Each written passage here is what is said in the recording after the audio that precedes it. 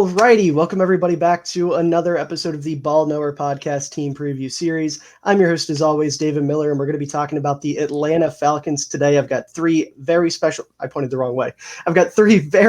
guests here with me. I'm going to give them the opportunity to go ahead and introduce themselves. So go ahead, take it away, guys. You can plug your TikToks, Twitter, whatever you want to do. Just let the people know who you are.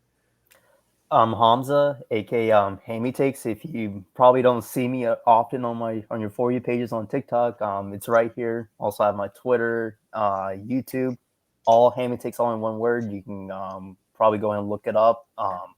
Pretty much everywhere. I'm kind of new here on sports TikTok. I've been making sports content since October, so I've been here on the fence. But yeah, HammyTakes, that's what I do. I do sports content. So if you guys would care, check out TikTok, Twitter, and YouTube. So there you go.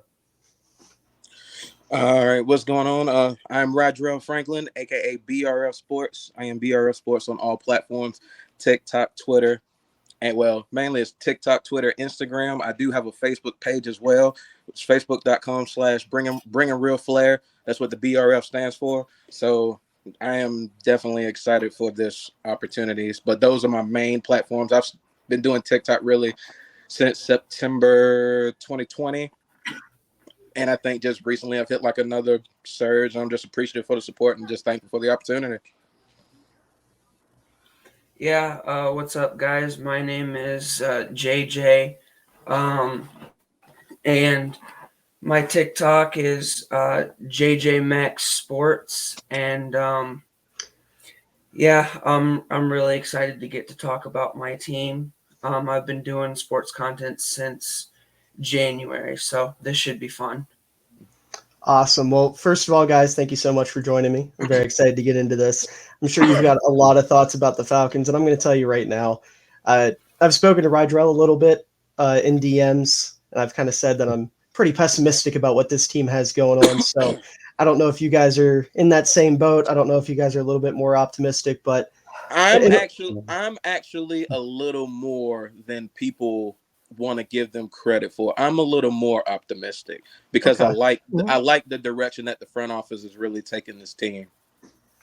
I like the direction you guys are going long term, but I'm pretty pessimistic for the season coming up at the very least. I just don't think everything's in tune, everything's building up yet. Like, I'm not gonna lie to you, I'll tell you straight up, I think they're probably the worst team in the NFC right now. Oh yeah, that's my take. Okay, I can agree with that. I agree with that too. I do like what they're setting up, albeit they have some questionable individuals in the front office, which I know very well, with Ryan Pace and Phil Emery, who were like the key contributors to the Bears sucking the past decade. So we're turning into the Atlanta Bears, man. It's kind of ridiculous. I've got it written down. Hold on, let me pull it up. You guys have like 10 guys that all used to play in Chicago or have some connection to Chicago. It's like, Lord. Eddie Goldman being a recent one, then he ends up retiring. I'm so glad Eddie retired. I'm so glad. Like, no offense to you guys, I just didn't want to see him suit up for another team. I just love Eddie so much. But you've got Nick Kwiatkowski, Mike Davis, Mike Davis left. I'm sorry. Nick Kwiatkowski, Demir Bird, Jermaine Ifedi, Jalen Tabor, Elijah Wilkinson, Damian Williams, Cordell Patterson. Like, it's insane how many former Bears are in Atlanta, and the shitty thing is they all kind of suck. Like, it's all of the worst other than Patterson. They're all of Pace's like biggest mistakes in Chicago. You guys are missing like Mitch Trubisky and Adam Shaheen, and you would have the all Pace lineup of just garbage. But yeah, Patterson's done very well for you guys. He's a lot better in Atlanta than he was in Chicago. Unfortunately, Nagy had no idea what he was doing with him. Well, I'll say this much though. I don't kill Mitch Trubisky like a lot of other people do, but I will say I'm glad I don't have to go through that. Yeah, I'm glad I don't have to go through that. I mean, I get it. We're not the best at the position, but I'm glad we don't have to go through that. But so Pittsburgh, do what you will with that. Well, I don't know if you guys have paid attention to their like training camp at all, but I'm hearing reports that Mason Rudolph is playing better than him so far. I heard that. I'm hearing that too. And Pickett hasn't done anything.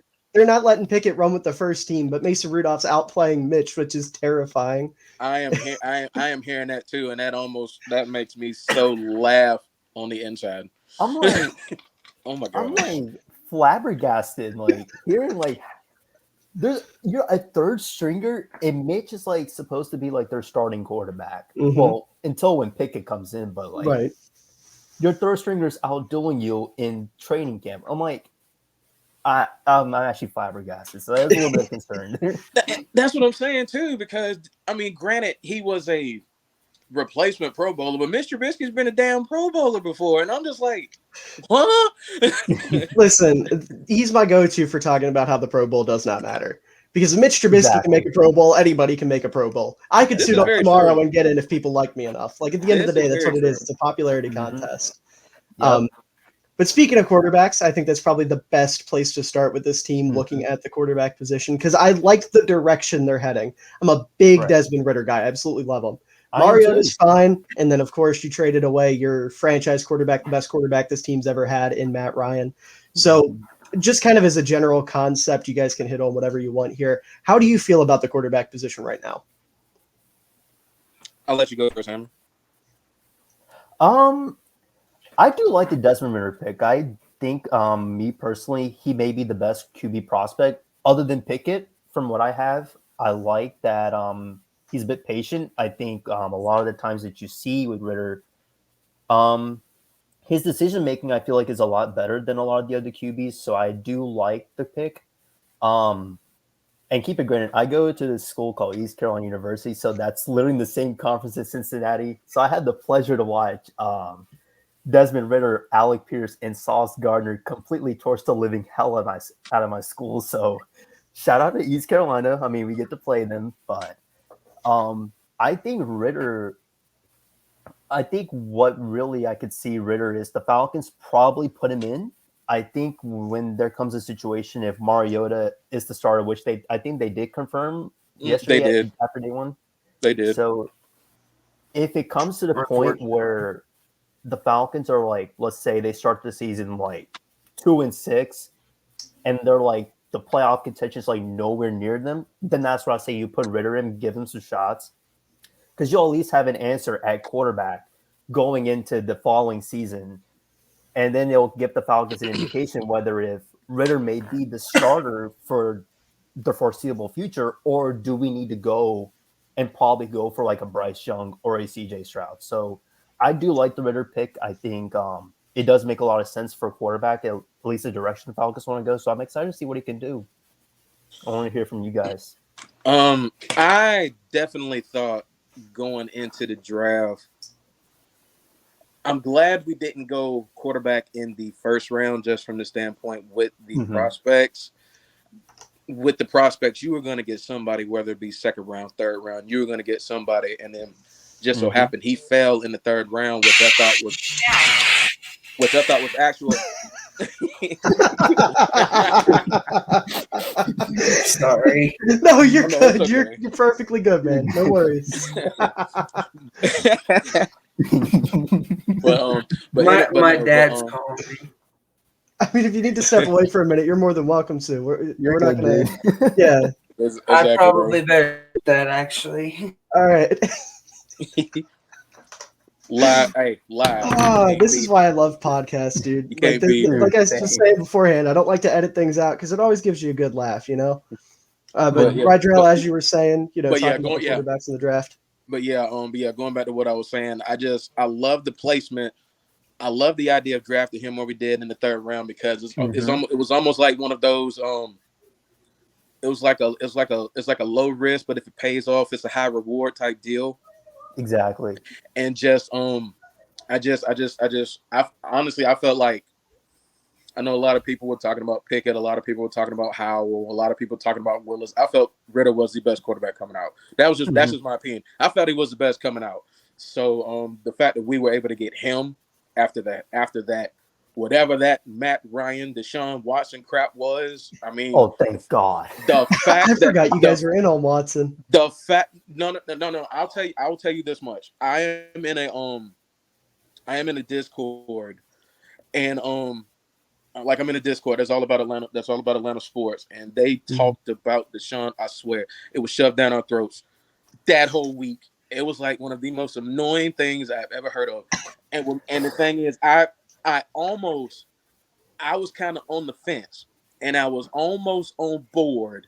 But then it was almost like reality slapped me in the face. And I'm really like, okay, what if we don't have him for 6 to 8 games? I don't want to go through that, especially with us. Yeah. Especially with us. And then it was like, I felt a lot of fans never appreciated Matt Ryan from the jump anyway.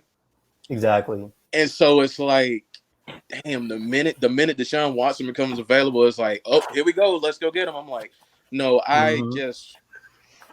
oh man, Desmond Ridder I'm glad we did not get him. Exactly. With the direction that this team is going in, Desmond Ridder, what we're doing this year was the right way to go. We did not need a guy that we're going to end up having to give $230 million and basically gutting the future of our team just to get him, not knowing if you're going to have him for half a season of a whole season with everything he was going on.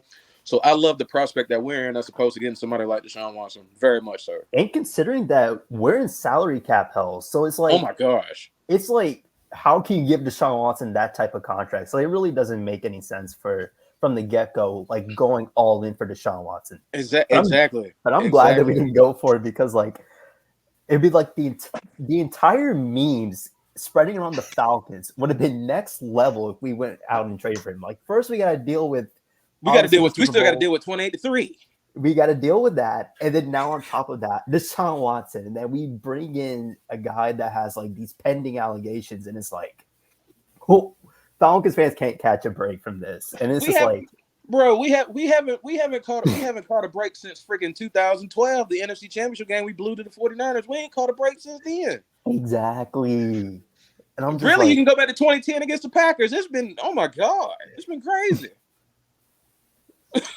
I kind of do like the Packers, just letting you know, but like at the same time, 2010, I was like, Falcons, I feel like they could have done something that year. Oh my gosh. I legit, like 2010, we should have at least gotten to the NFC Championship game. 2012, we should have won the NFC Championship game. So in 2016, when we finally did it, I was like, thank God. If we finally got over, continue running the ball in that Super Bowl, I was just praying. I was so mad. Yeah, people call Matt Ryan a choker. Kyle Shanahan was the choker in that game. The only L Kyle Shanahan has ever taken. We will not slander Kyle Shanahan in this podcast. I do love Shanahan. I think like easily a top 3 head coach, but I feel like the play calls should have been like he dropped the ball in the Super Bowl. Absolutely. Like I said, very rare Kyle Shanahan L in that game, unfortunately. That was a very rare L. That's really not typical of Shanahan. Kyle Shanahan, to me, not only do I feel, I agree with you, he's definitely top 3, top 5 head coach in the league. Mm-hmm. He's the best offensive play caller in the league, in my opinion. By far. It's not even close. The way he's able to scheme his offense is not only for his running backs, but to be blessed in San Francisco to have a dude like Deebo Samuel to be able to just scheme and disguise everything for him. It's ungodly the way he calls plays. And oh my gosh, Matt Ryan, just what he did in 2016 was just, I think that's a top 10 season of all time for a quarterback. That was ridiculous. Yeah, it was fantastic. I'm going to have to step away for a moment here real quick, but in the meantime, JJ, what were your thoughts on the whole quarterback situation you guys dealt with this offseason? I don't know. I did not want us to go out and get a quarterback this draft. I think that we probably could have picked up like someone on the defense or get a better offensive line, because our offensive line is like bottom 5 in the league. Yeah. I'm a big believer in our undrafted free agent from last year, Felipe Franks. I wanted to see kind of what he had and what he brought to the table, because I thought preseason last year he did pretty well. He didn't do well throwing the ball, but running the ball he did pretty well. So he's kind of mobile to where he's going to be able to get out of those situations where the O-line's breaking down and he's going to have to run. So I would have rather. I think Mariota sucks personally. I don't like Mariota. I would have rather kept someone like Josh Rosen just so we can tank for next year and get like a Bryce Young or something like that. But I kind of wanted to see what Felipe Franks has. I think they're moving him to wide receiver. They are moving him to wide receiver. Yeah, they're moving him to wide receiver. So I'm actually was like pretty surprised that Felipe Franks is going to wide receiver. I was shocked. I'm not shocked. I mean, when you're a player in the NFL and you have a mindset and you want to help your team win, that's understandable. Right. But when I heard that, I was like, he was actually cool with that. I mean, so if I guess he's willing to take the wide receiver role, Felipe Franks. I mean, albeit so, but I don't disagree with you. He'd be a JJ Arcega-Whiteside type where he's moving. Yeah. Didn't Arcega-Whiteside move from like wide receiver to tight end or something like that? And like as you're pointing out, JJ, like I felt like they could have gone a different direction. I won't disagree with that either because I also had some mixed emotions. Like I think if we're gonna go quarterback, I feel like we roll with Mariota, then go into next year's draft, and then probably find the quarterback of our future. So I don't disagree with that point. I think where you could see with Ridder is like, do you have a definitive answer? And so I think that's kind of where I understand why the Falcons took that. And so, but other than that, like, yeah, I mean, your point about like not taking quarterback, like, I can see exactly where you're coming from. So I really don't disagree with that at all. But I will say this though, defending the Desmond Ridder pick though, the Desmond Ridder play, like if say, but like halfway in the season, we're basically out of it for the playoffs. What I want to see from him, first and foremost, is his ability to process, his ability to read defenses.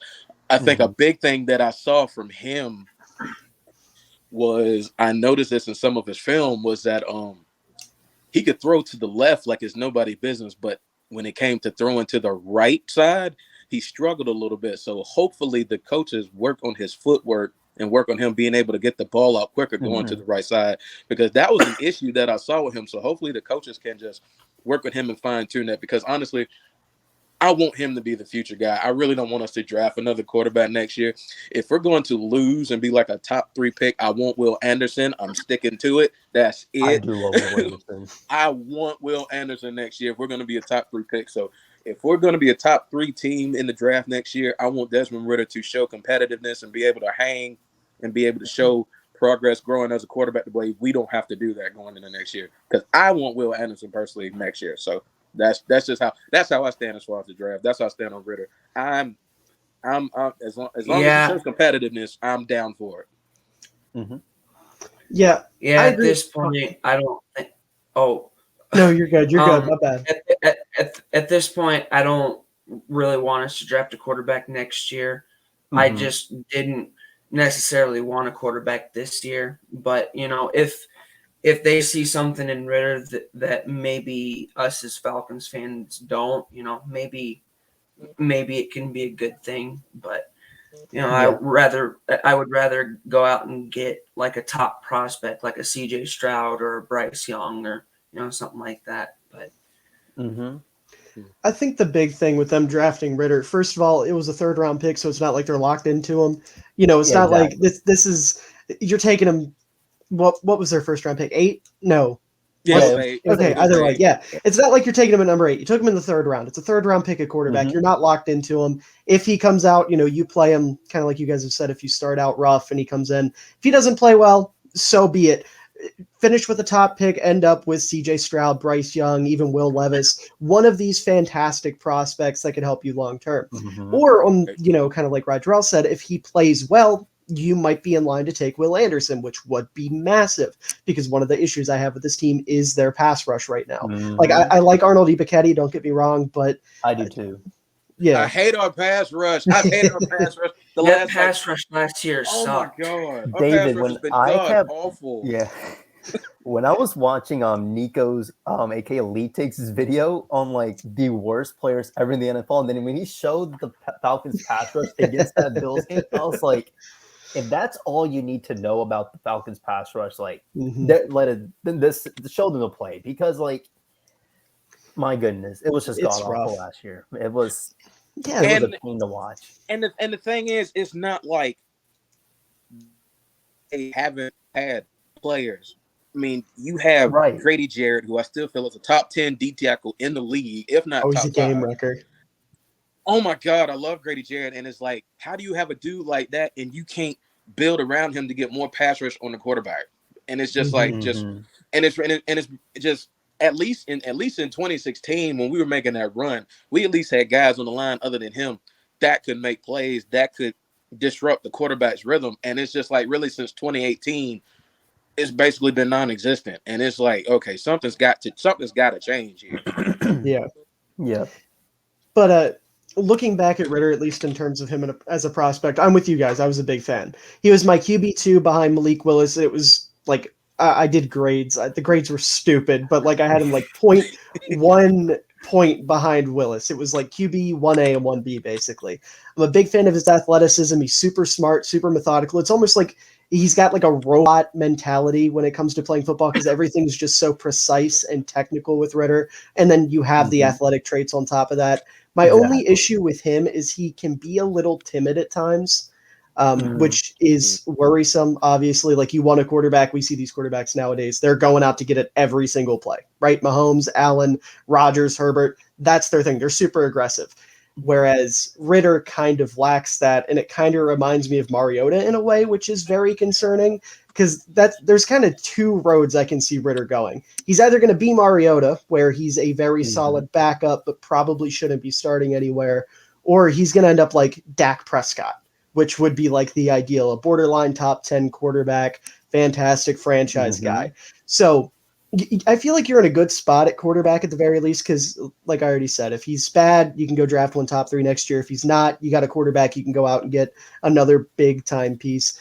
And then you have Mariota as your starter, obviously, and he's very wishy-washy. Like I said, he's kind of a backup. You don't want him to start. Obviously, there's the potential that he could have like a Tannehill resurgence, but I don't think that's very likely, mainly for the same reasons I'm worried about Ritter is the fact that he's just far too timid. He has all the athletic ability in the world, but it feels like he's kind of scared to use it at times. I will say he came in for Carr last season. I can't remember what game it was, Chargers game maybe, and he actually looked it was the last season. Game.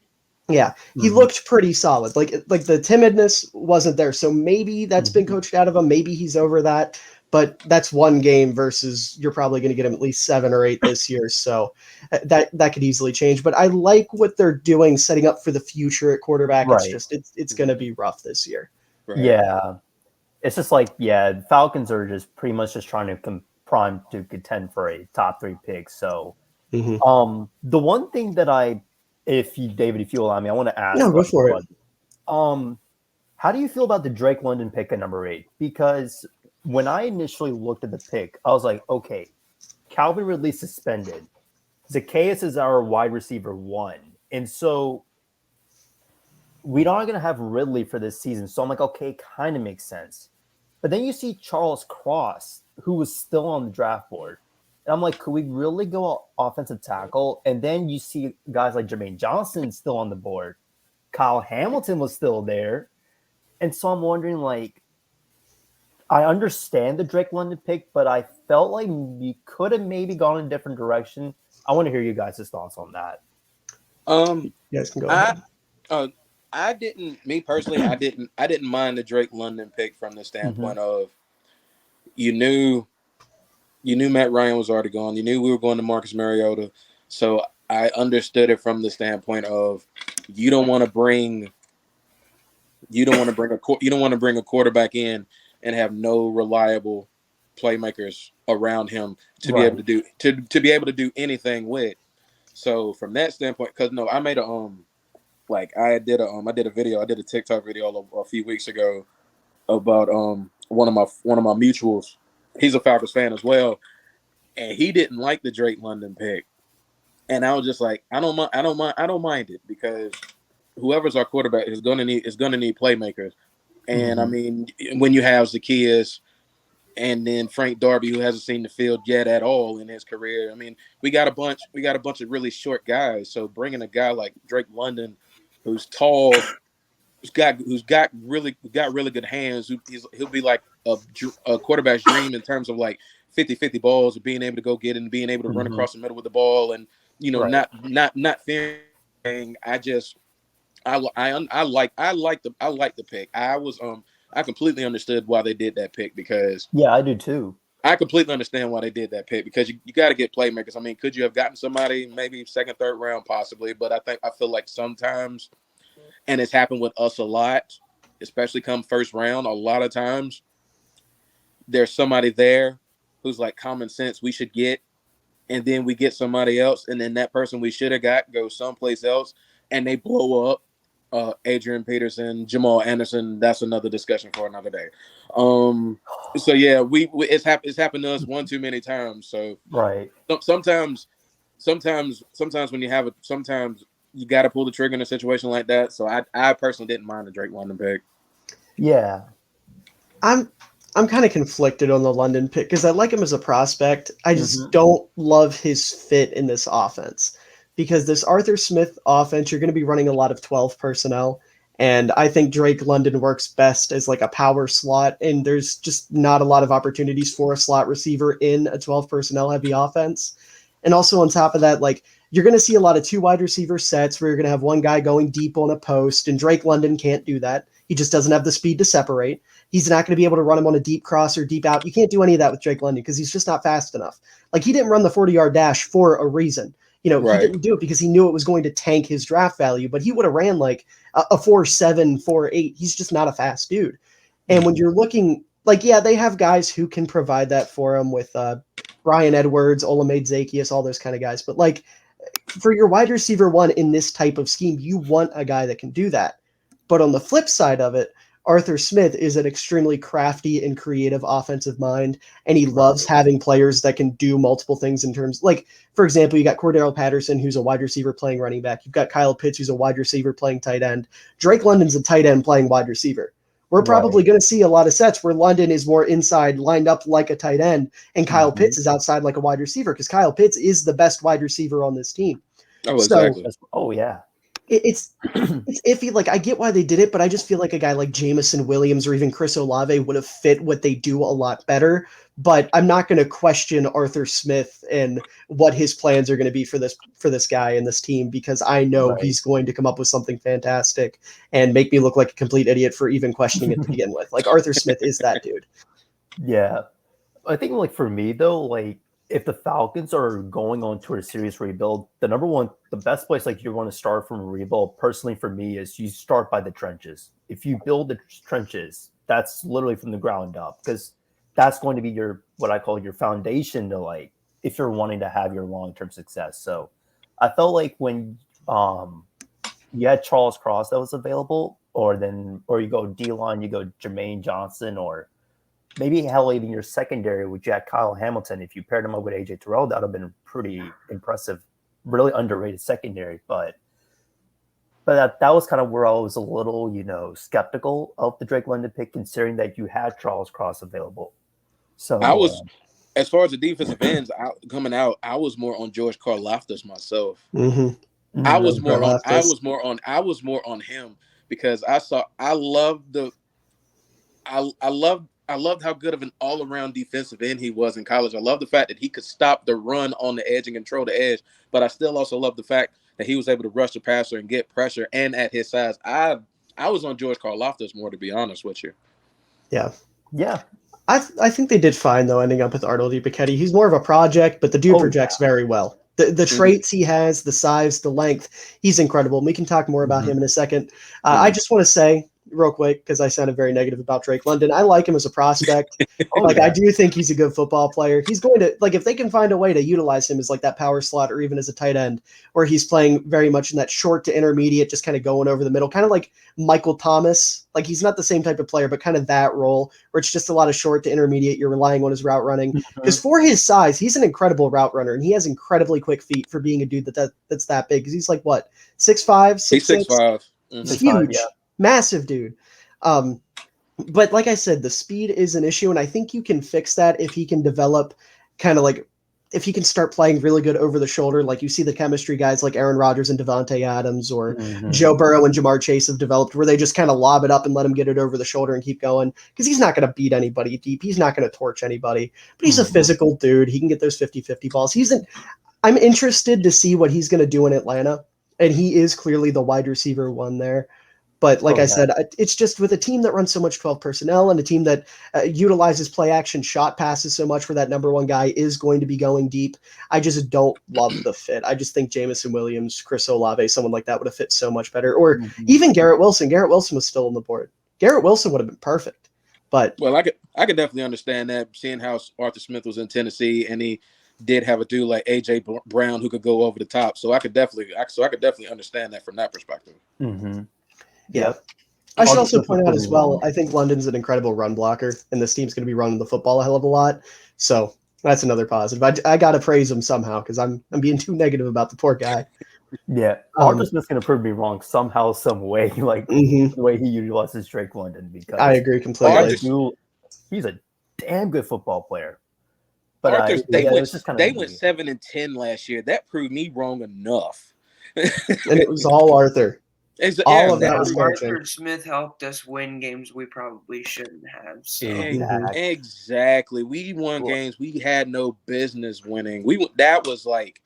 That kind of got me on the board with him a little more. The fact that they lasted that long in the season with a shot at the 7th seed. That was great. That's what I was shocked. I was like, I was hyped. I was hyped. I was actually hyped watching us every week. Even though we went 7-10, it wasn't like it wasn't just a bad 7-10. It was like a few plays here, a few plays there. You never know. Like that Saints game in New Orleans, almost like Arthur Smith. That was one heck of a game call play. I was very impressed. So I know. I'm glad we didn't end up blowing that game and we ended up winning that game. But for 3.5 quarters, what they did to the Saints was, as a Falcons fan, you love to see it. I'm gonna just go ahead and say it. You love to see it.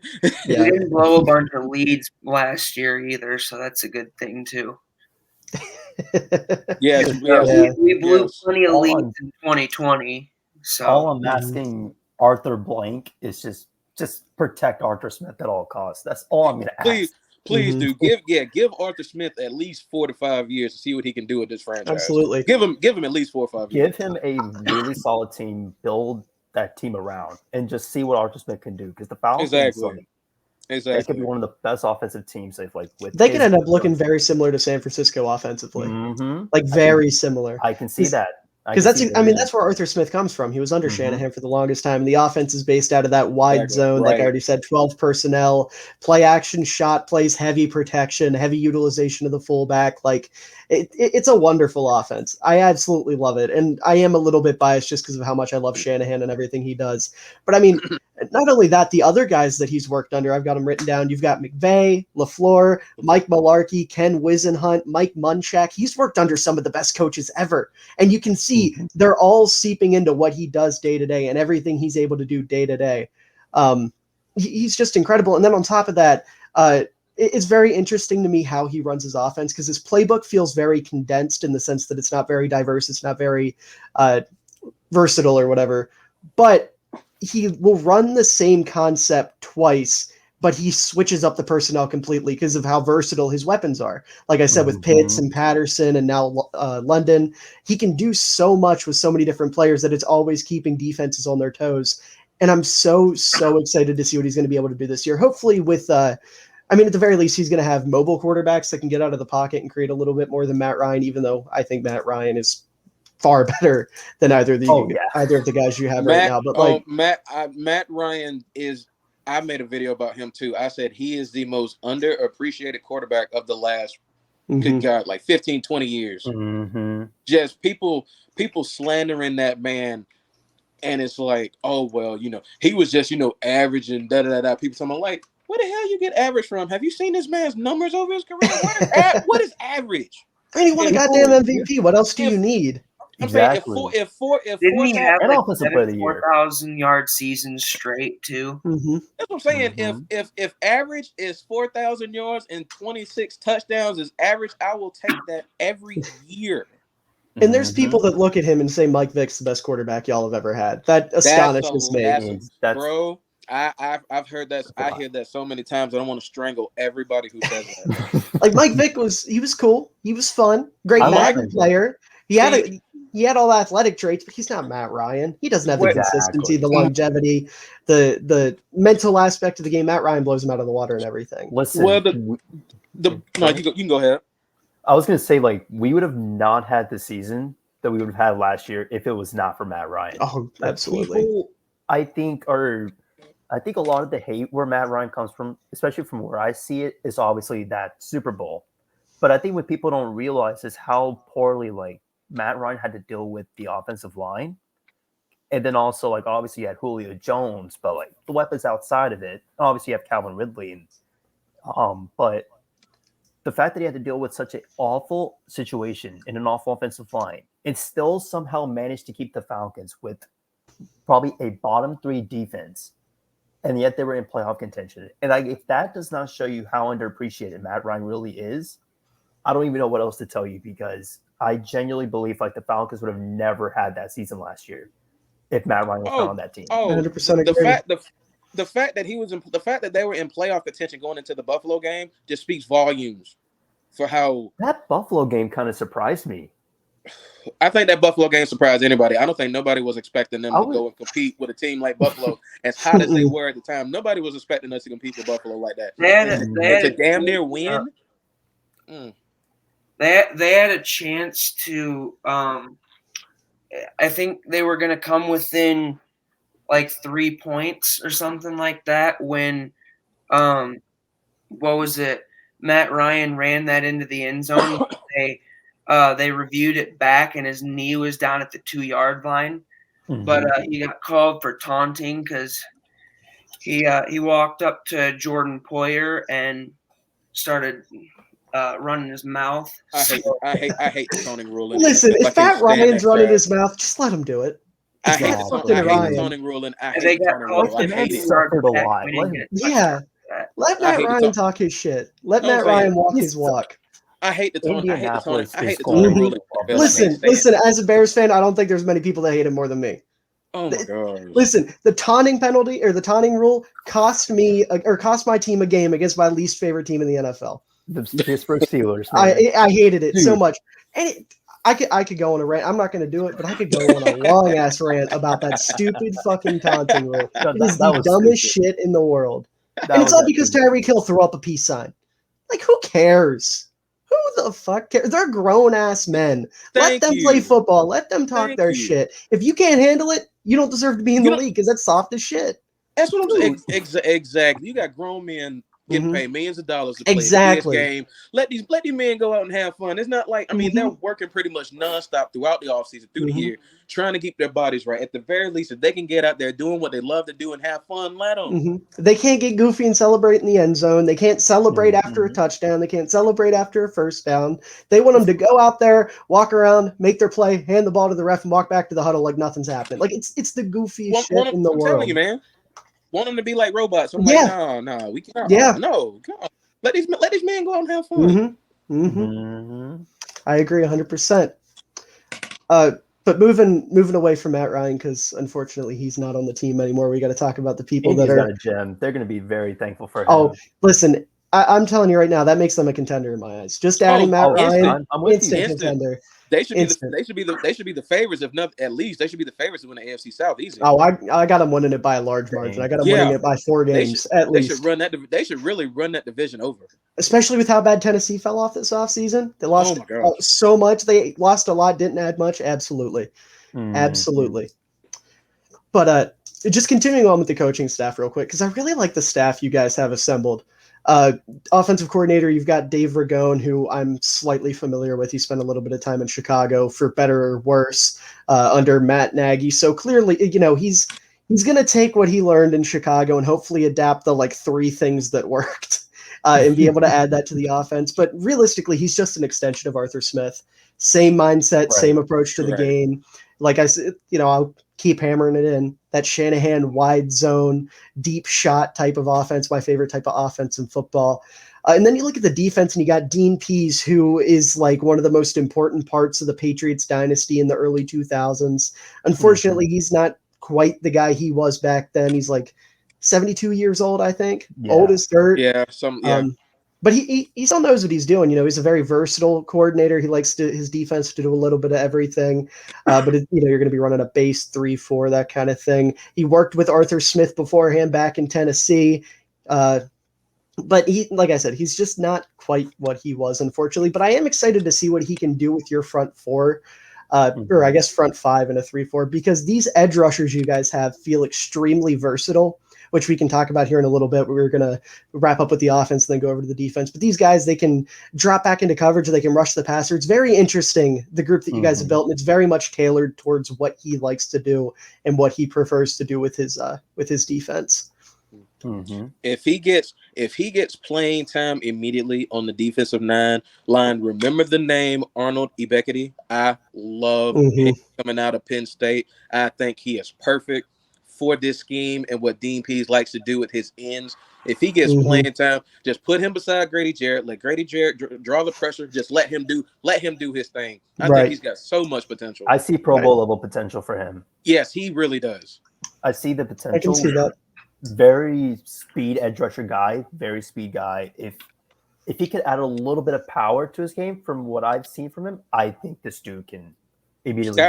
Sky's the limit for him. Sky's really the limit for him. He can immediately turn, and I believe he played soccer and then going to Temple because he really didn't barely play football at all in his life. I believe you're right about that. I believe I did. I've heard about that. Interesting. I didn't know that. Yeah, I think he played a little bit of soccer before, then transitioning into football, and then then played at Temple 3 years, then transferred to So the footwork's already there. Footwork's very apparent with that Buchetti. But like I said, we can talk about the defense here in a few minutes. We got to run through this offense. We already talked about Drake London, just kind of moving on with the receiver core. You've got Auden Tate, who was just worse Drake London, pretty much. Same type of player, big body, solid run blocker, worse route runner, probably a little bit slower, but he's there. I guess, if something were to happen to Drake London, God forbid, you've got a guy who can do similar things. And then you got Brian Edwards, who I thought was one of the better free agent pickups that this team made. He's going to be, like I said, you want that guy that can really get out there, go deep, take the top off the defense on play action. Brian Edwards can do that. He's got the speed. He's got the footwork. He's got the route running ability.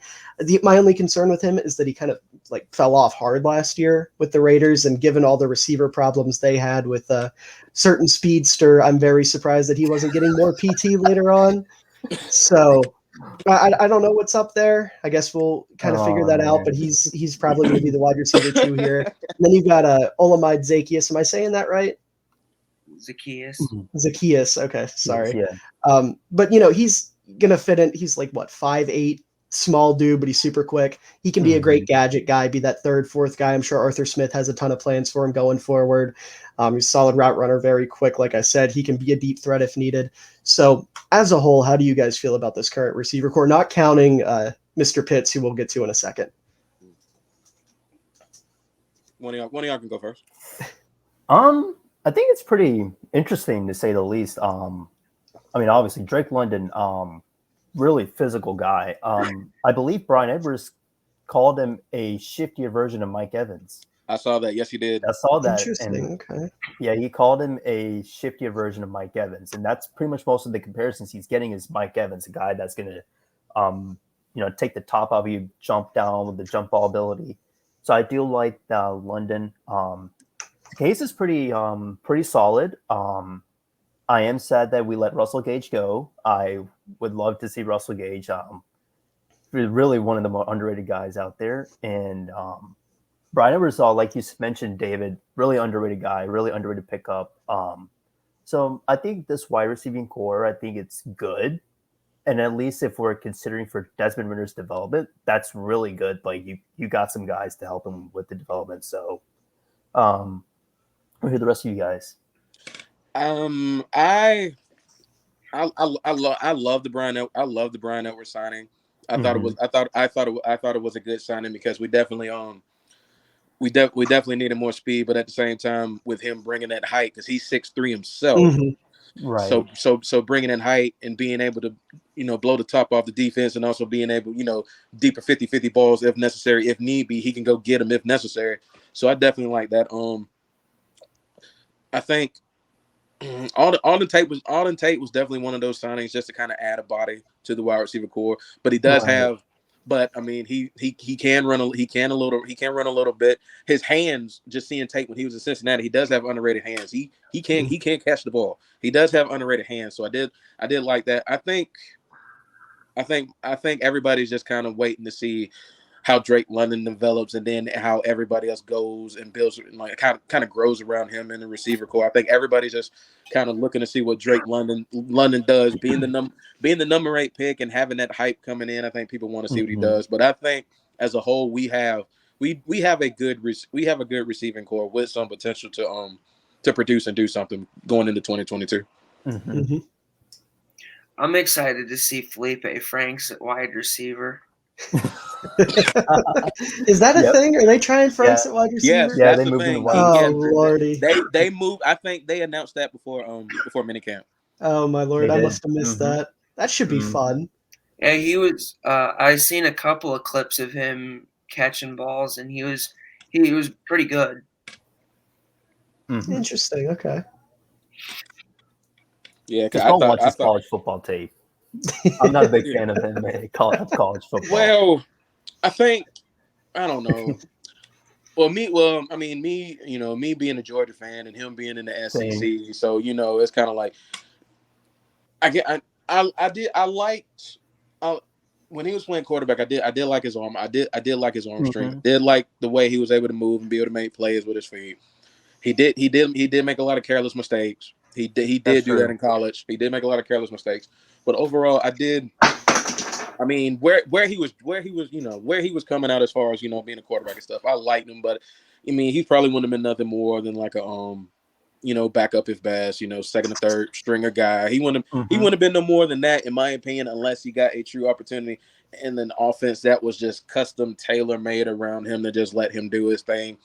So I mean, I'm interested to see what he does, especially come preseason, because I feel like if he shows any promise, he could possibly get some time if he shows any promise. But I think Atlanta's actually got a lot of bodies there, so I think it's going to be hard for him to get on the field as a wide receiver. Because I mean, just looking off, I mean, you have London, you have Zacchaeus, you have Edwards, you have Tate.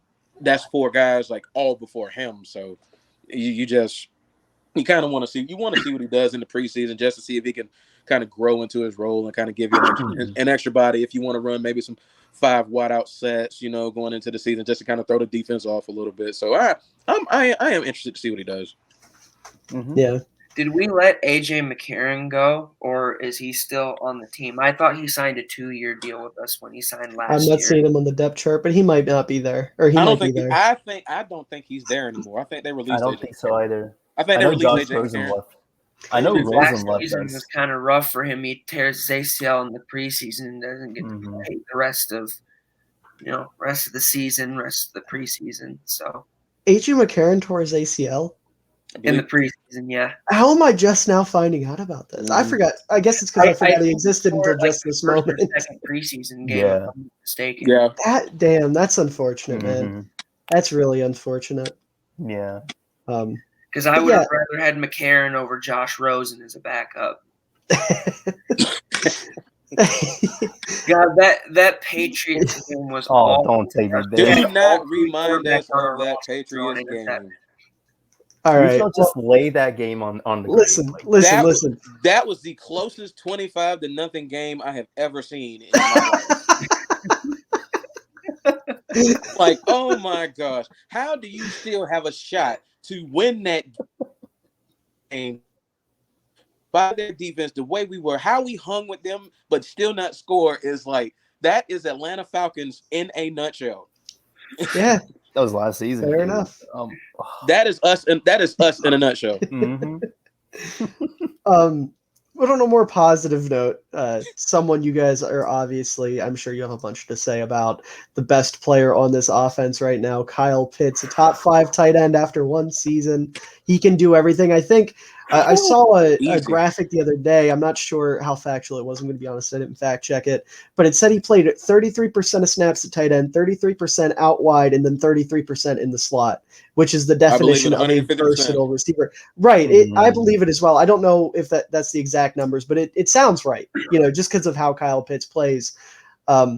He's just such a fun chess piece that can do a little bit of everything.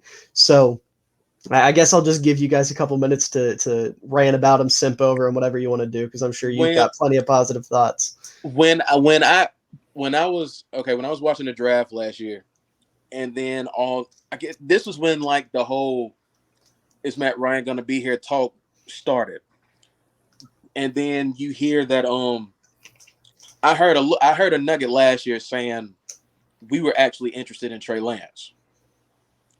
I heard that nugget come out, and it had to be true for San Francisco to trade up in front of us to get him. Mm-hmm. And so when I saw that trade, I'm like, okay, we really were interested in Trey Lance, but San Francisco going to get him. Okay, we got to take Kyle Pitts here. That was my immediate reaction. We got to take Kyle Pitts, because what I was thinking coming into 2021, it was going to be Matt Ryan throwing to Julio, Calvin Ridley, and Kyle Pitts. Oh my God, I about lost my mind going into it, because I'm thinking you got Julio who could still play. You got Calvin Ridley who's coming into his own, who I felt like was like a top 12 to 15 receiver going into 2021. And then you add a guy like Kyle Pitts, who's just going to take so much pressure off of him. And then the way everything transpired, but to see him grow into his role and be that guy, some of the catches he made were amazing. I love watching him run down the field. I love the way he runs his routes. Just everything he did was just so fluid, and he made it look so easy. I was more mad about the fact that he only caught one touchdown last year. Yeah, because you get the jokes now that Kyle Pitts can't catch a touchdown in America because he caught it. I forget where you guys were playing, but it was somewhere overseas. London. It was in London. Yeah, we were playing the Jets. We were playing the Jets in London. Mm-hmm. Yeah, so his only career touchdown wasn't even on U.S. soil. A lot of people like to point out at that. But how many players can say they've caught a touchdown out of the country? I mean, hey, the Jaguars got their first win, and it was in London too. So I'm like, okay. Shoot, the London game was one of our best played games of the season.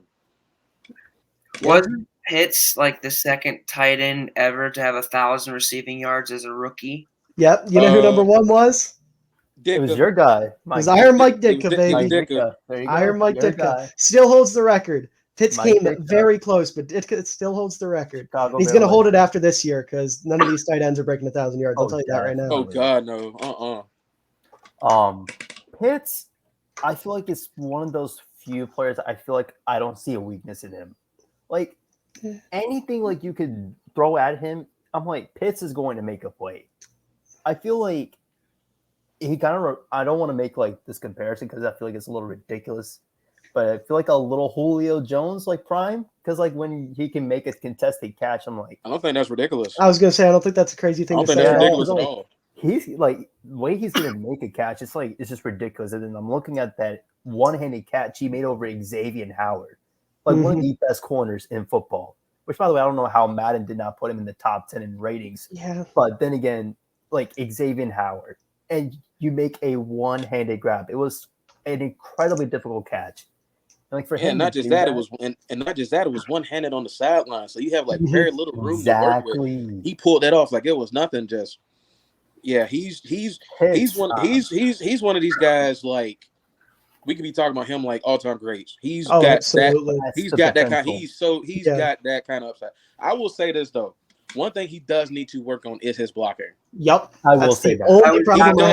If there's one weakness in his game, it's his run blocking. He needs to run on his run blocking. But I will say this though, if he becomes an adequate to decent run blocker, that's going to open up even more, because then there goes play action, there goes faking the block, running out the flat, catching the ball, going 20, 30 yards. If he becomes a decent run blocker, it opens up so much more for their offense. If there's one weakness of him, it's his ability to block. Absolutely. I do agree with that. I think the big thing with Pitts is we're looking at a generational talent. Like at the end of the day, that's what he is. And it's only been a year in the NFL, and I know it's crazy to start praising guys, but like, how many tight ends all time have better body control, have better hands, have better ball tracking ability than Kyle Pitts? Because that list has to be very, very short. You really don't see it. It's insane. In terms of body control, honestly, I don't see it. I don't think there's been a tight end with that type of body control. Now, I mean, you have your all-time greats who could catch anything thrown to him, but just sheer talent and body control, I don't think there's ever been a tight end like him. Yeah. It's absolutely insane. And like Rydrell said, his only issue is he struggles with blocking. And we've seen tight ends, at least in the modern NFL, that aren't fantastic blockers still succeed. Like, look no further than Travis Kelce, who's the consensus number one guy. Exactly. He can hold his own, but he's not a great blocker. If Kyle Pitts can just hold his own as a blocker, the sky's already the limit, but like number one all time is literally the limit for him if he can put that little bit together. Because when we're talking about him in 15, 20, 25 years, that's probably going to be the only knock on him.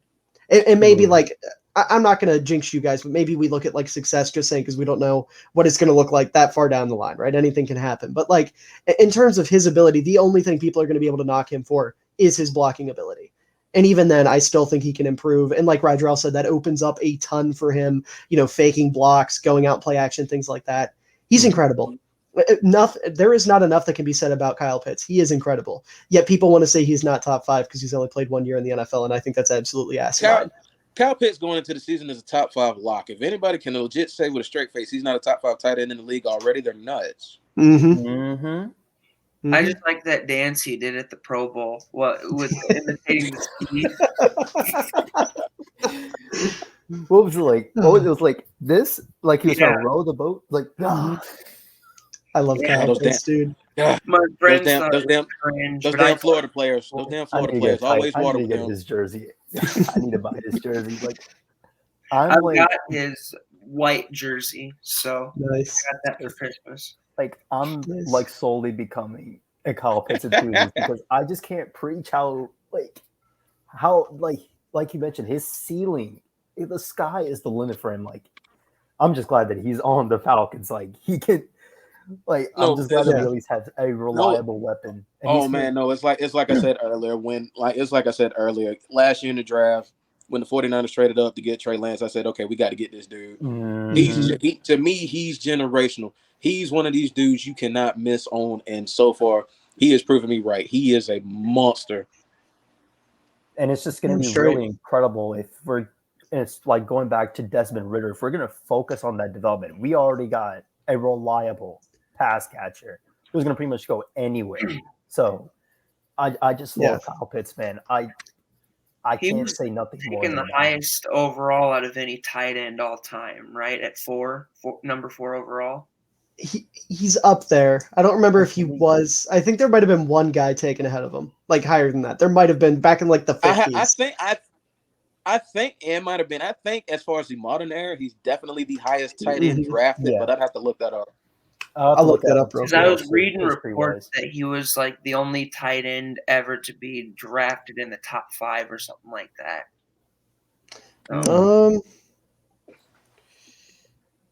Okay, hold on. We've got I think it's just a couple guys we're taking it for because it says Ditka was the 4th overall pick, which I thought he was 5th. So that's interesting. Yeah, 4th overall, Ron Kramer, Mike Ditka, Riley Odoms, and then Kyle Pitts. So there's 4 guys tied. 4 guys tied at 4. Okay. Okay. Yeah. And Pitts had the 2nd best rookie season out of all of them. There you go. And I can say that with a straight face. Listen, I get flamed all the time because I say Ditka's the best tight end of all time, but that's a hill I'll die on. He revolutionized the position. Absolutely. Like he actually did. The tight end position wouldn't be what it is without Ditka. He had 1,000 yards as a tight end back in the 1960s. Who the fuck else is doing that? Right. You're right. You're right. I won't. I'll keep it respectful. I won't say he's the greatest of all time, but I do agree from the standpoint he helped make the tight end a position that you have to respect on the field in terms of being able to catch the ball. He was doing what he did in the 60s. Help. You see the Tony Gonzalez's, you've seen the Shannon Sharps, you've seen the Ozzie Newsomes, the guys like that. He pretty much paved the way for. I mean, you can't give enough credit to him for what he did for the tight end position. I'll put it this way. This is how I view it. Ditka's the greatest, but he's not the most talented. I feel like that's an easy separation to make. It's kind of like, I don't know another good example. I guess like Brady and Rodgers or whatever, but like even then it's different. So he's the greatest, but I would say Tony G, until Kyle Pitts is like 7 years into his career, is the most talented all time. In fact, it might even not even take that long. I think Kyle Pitts is the Patrick Mahomes of tight ends. I think he's already the most talented tight end ever play. Yeah. I will say I want to give him more than a year before I give him that label, but I'm perfectly okay with putting him top 5, even like top 3 in the NFL right now. Yeah, I'll definitely put him top 5. Yeah, I can agree with that. My goat. Yeah. Now, like we said, his only real weakness is his ability to block, but you guys have some damn solid blocking tight ends. You drafted a guy this year, Fitzpatrick, I believe is his name. John Fitzpatrick. Georgia. And then, I'm going to butcher this guy's name. It's Parker Hess. Hesse. Okay. I don't know how to pronounce his name, but he's a damn good blocker. That dude's a really, really good blocking tight end. And then Anthony Ferkser's in that room as well, but he's just kind of like Kyle Pitts light. You know, he's a really good receiving tight end, or a solid receiving tight end, not a great blocker. So it's a damn good tight end room in Atlanta. They've got a little bit of everything going on there. I really like what they have set up. We could be looking at situations where they're running like 3-4 tight ends on the field and like doing it well, you know, especially with a run-heavy offense. But if you put 4 tight ends on the field, you unfortunately can't have my favorite player on this entire team on the field, and that is, of course, Kyle Pitts. Or I'm sorry, that is, of course, Keith Smith. There you Good go. Lord. How did I fuck that up? How did I fuck that up? Don't feel bad. As soon as you got going, I knew Keith Smith was about to come out your mouth, so don't even feel bad about it. We knew about Keith Smith. Now, listen, I do love Keith Smith, but I got to admit, I got to eat my words on him a little bit. Because I was very much under the impression that he was like an elite fullback, top 5 guy. Because I can just here's my reasoning. Okay, I remember watching him during the regular season, and he's a fullback that's just on the field a lot. Like I think he had the 4th or 5th highest snap count of every designated fullback in the NFL last year. He's just out there a lot. So when you see a fullback a lot, you start to think like, oh, he must be pretty good. And then when you're actually watching him on tape, or when I was watching him live, I suppose back then, I was like, you know, he's doing a good job. He's doing his thing. But then you go back and you watch him in hindsight and you're like, well, he's okay. He does his job, but he's not super physical. He's not the greatest blocker. He's not super athletic. He can catch the ball a little bit. He can run the ball a little bit. He's very much middle of the pack, but we still love Keith Smith. You got to love him. And he's a fantastic special teamer. I mean, he forced like 2 fumbles in a season a couple years ago. Yeah. Like he's a stud special teamer because he is a converted linebacker. We can thank Jason Garrett for that. That was completely his idea to move him to fullback just so he could get a roster spot to play special teams. So I know Hammy's a big Keith Smith guy. I love this. Why am I not surprised to hear Jason Garrett come up when it comes to that? But I will say, if Cordell Patterson to me wants to thank someone other than Matt Ryan for like having that Pro Bowl season, you got to give Keith Smith the props. Most definitely. Because you saw a lot of run design plays, and it was like, okay, the Falcons have one of the worst run blocking teams, but like you see Keith Smith going out and making a play. He's either pancaking somebody or he's like just making a lane in an opening. There a lot of their big runs in 2021. You saw the back of Keith Smith's jersey. Most definitely. Most definitely. Yeah. And then also Keith Smith, there are some times where he would protect Matt Ryan, and even though like there's be some plays where he's not holding his ground pretty well, but it'd be enough to where Matt Ryan can get the ball out. So like that one, it was the Saints game in Atlanta, and Cameron Jordan was coming off the edge. And like we all know how good Cameron Jordan really is. He was completely overpowering him, but Keith Smith held his ground just enough to the point where Matt Ryan could throw the ball out. So that's kind of where you see a little bit of depreciation, and that obviously why I'm also advocating for fullbacks just as much as you are, David. Because like, look, why waste an opportunity? You know, if you want an extra protection, for your quarterback, like you can like plays like that, blocking your quarterback, protecting him, and then obviously making some critical run plays, especially if you're that short to the goal line, something that impactful. Fullback's really useful. So I would love to see like a whole fullback renaissance coming up. And underratedly though, Atlanta's been known for decent to good fullback play over the last 20, 30 years. Pat DeMarco was one of the last fullbacks to enter an All-Pro team. Oh my gosh. Patrick DeMarco, I'm not gonna lie. Patrick DeMarco in 2016 was my favorite player. He was my favorite. He was my favorite player, just from the standpoint of him being athletic enough to get out in the flat and make catches and be able to make plays. Like that play in the NFC Championship game was almost like that catch he made on just it like the Falcons were already rolling in that game, but that catch and to be able to get as close he did to the end zone to get another touchdown, it was like, okay, we're about to run you out the Georgia Dome now. It almost set the tone for what they were going to do to them. Oh, I loved watching him. And, of course, like, going back, you had, like, Bob Christian in the 90s. I bet you a lot of people don't remember him. He was Ovi so McGilly. Good. Yeah. Can't forget Ovi McGilly. Two-time All-Pro. Ovi McGilly, yes. He was good, too, yes. Falcons have actually been known that pretty good fullback. Yeah, dude. It's just and they're running the perfect system for one right now. I love it. Yeah, most definitely. I was rewatching, just this preparation for this. I went back and obviously I was watching Keith Smith, but I was watching a lot of the Falcons offense last year, and it wasn't super productive, as we all know, but it was fun. It was really fun, and I'm really excited to see what they're going to be able to do with it this year, because I feel like it got better in some places, maybe got worse in others, but the players are a little bit more fun. Like Matt Ryan's great, but he's not a fun quarterback.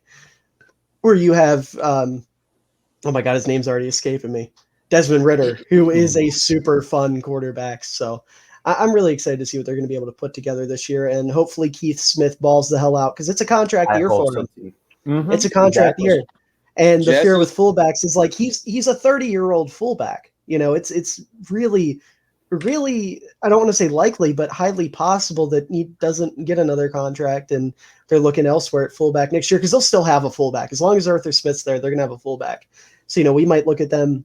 Maybe they're a team that drafts a fullback next year. There's a kid coming out of Wisconsin, Leo Chenal's little brother, John Chenal, who is going to be an absolute demon of a fullback.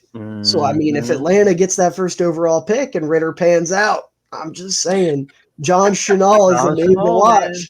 Hey, you never know. You never know. John Chenal, he's that dude.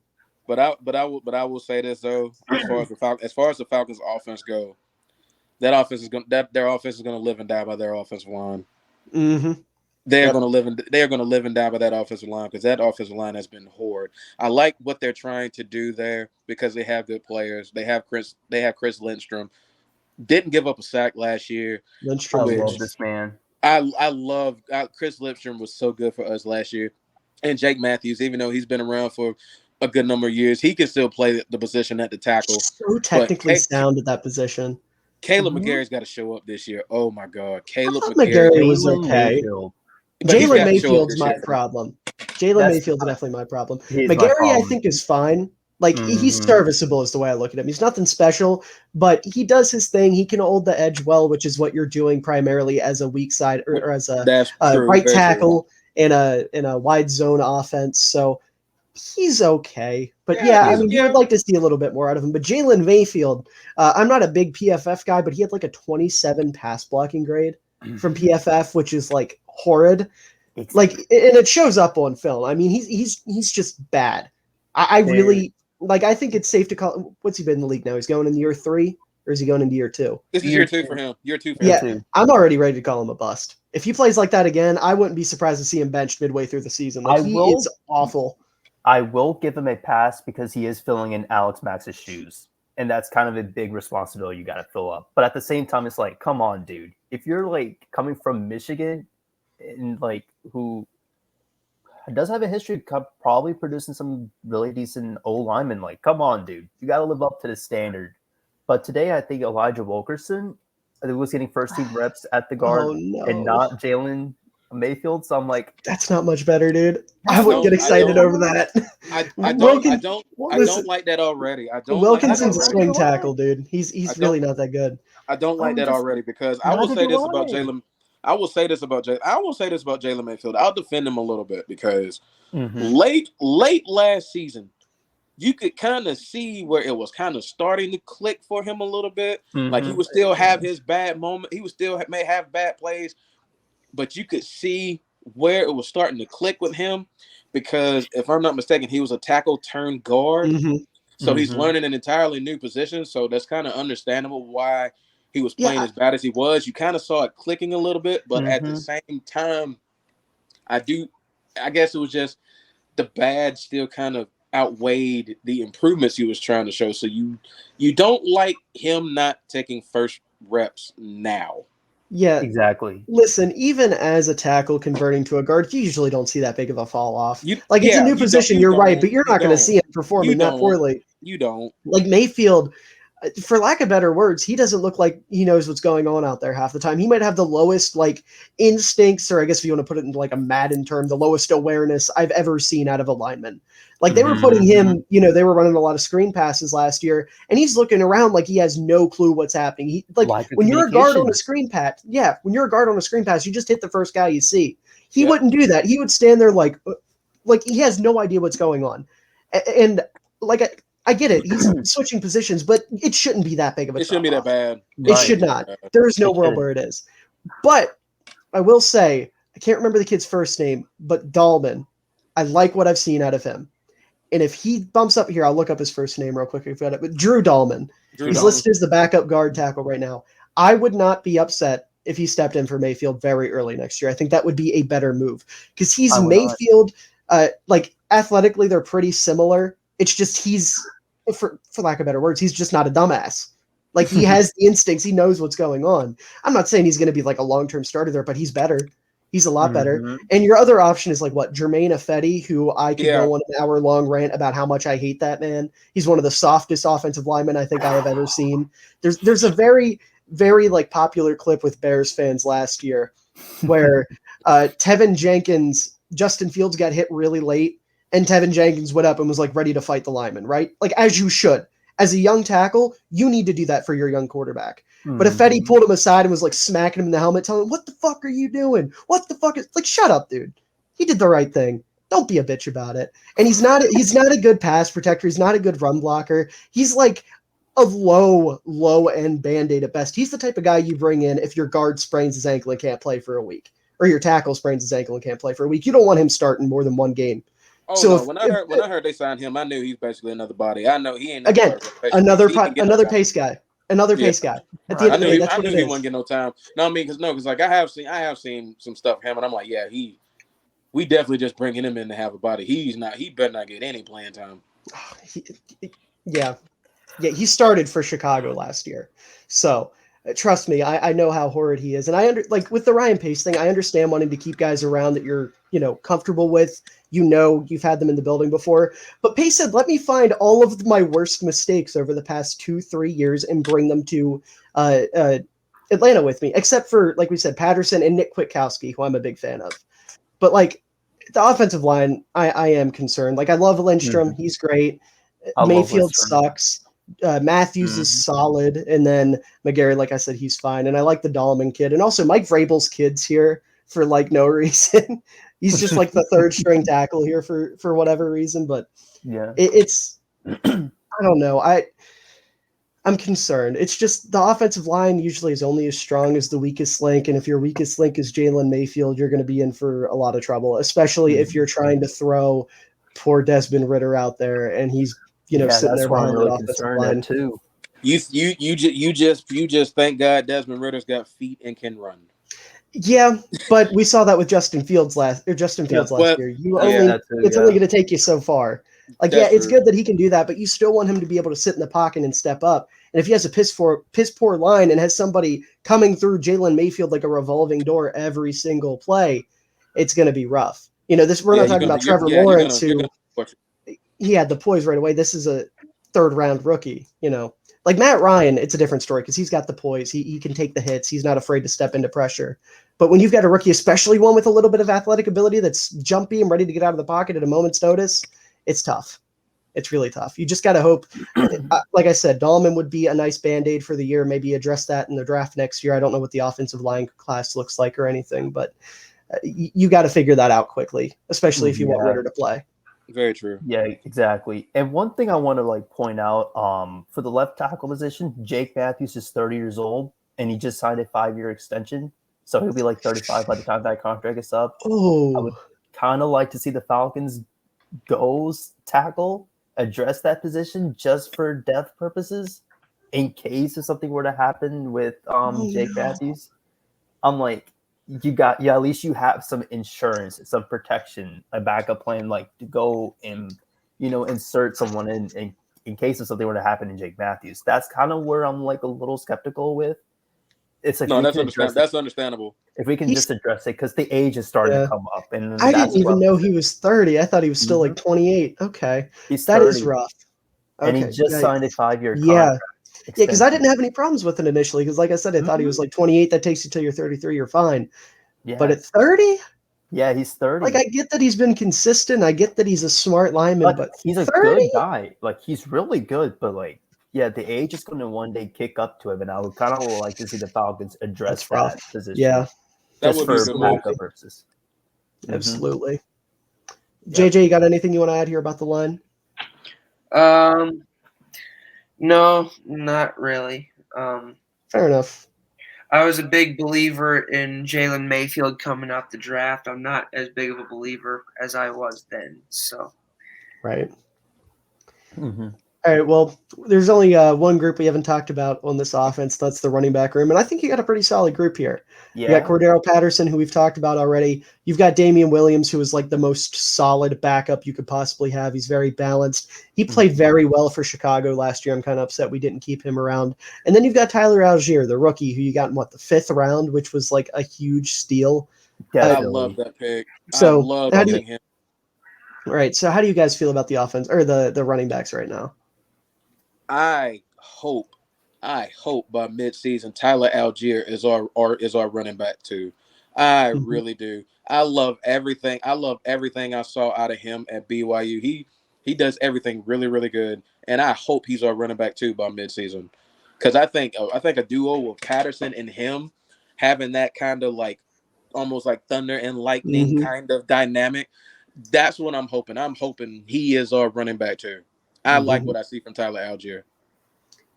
JJ, you want to say something before I go ahead?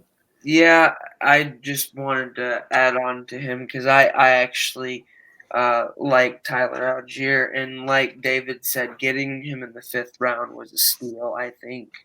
I honestly, I can see a scenario where he's our running back 1 because maybe Cordero Patterson plays more snaps at the wide receiver, or he just regresses a little bit, and we bump Algier up into the starting position. I wouldn't mind that. I could see that. That's a huge possibility. There. I do love the pick. Obviously, we cut Mike Davis. Sad to see him go, but Tyler Algier is pretty much going to be our Mike Davis replacement. And so I think you have a great power back in addition to like what Cordell Patterson is, someone that is extremely versatile.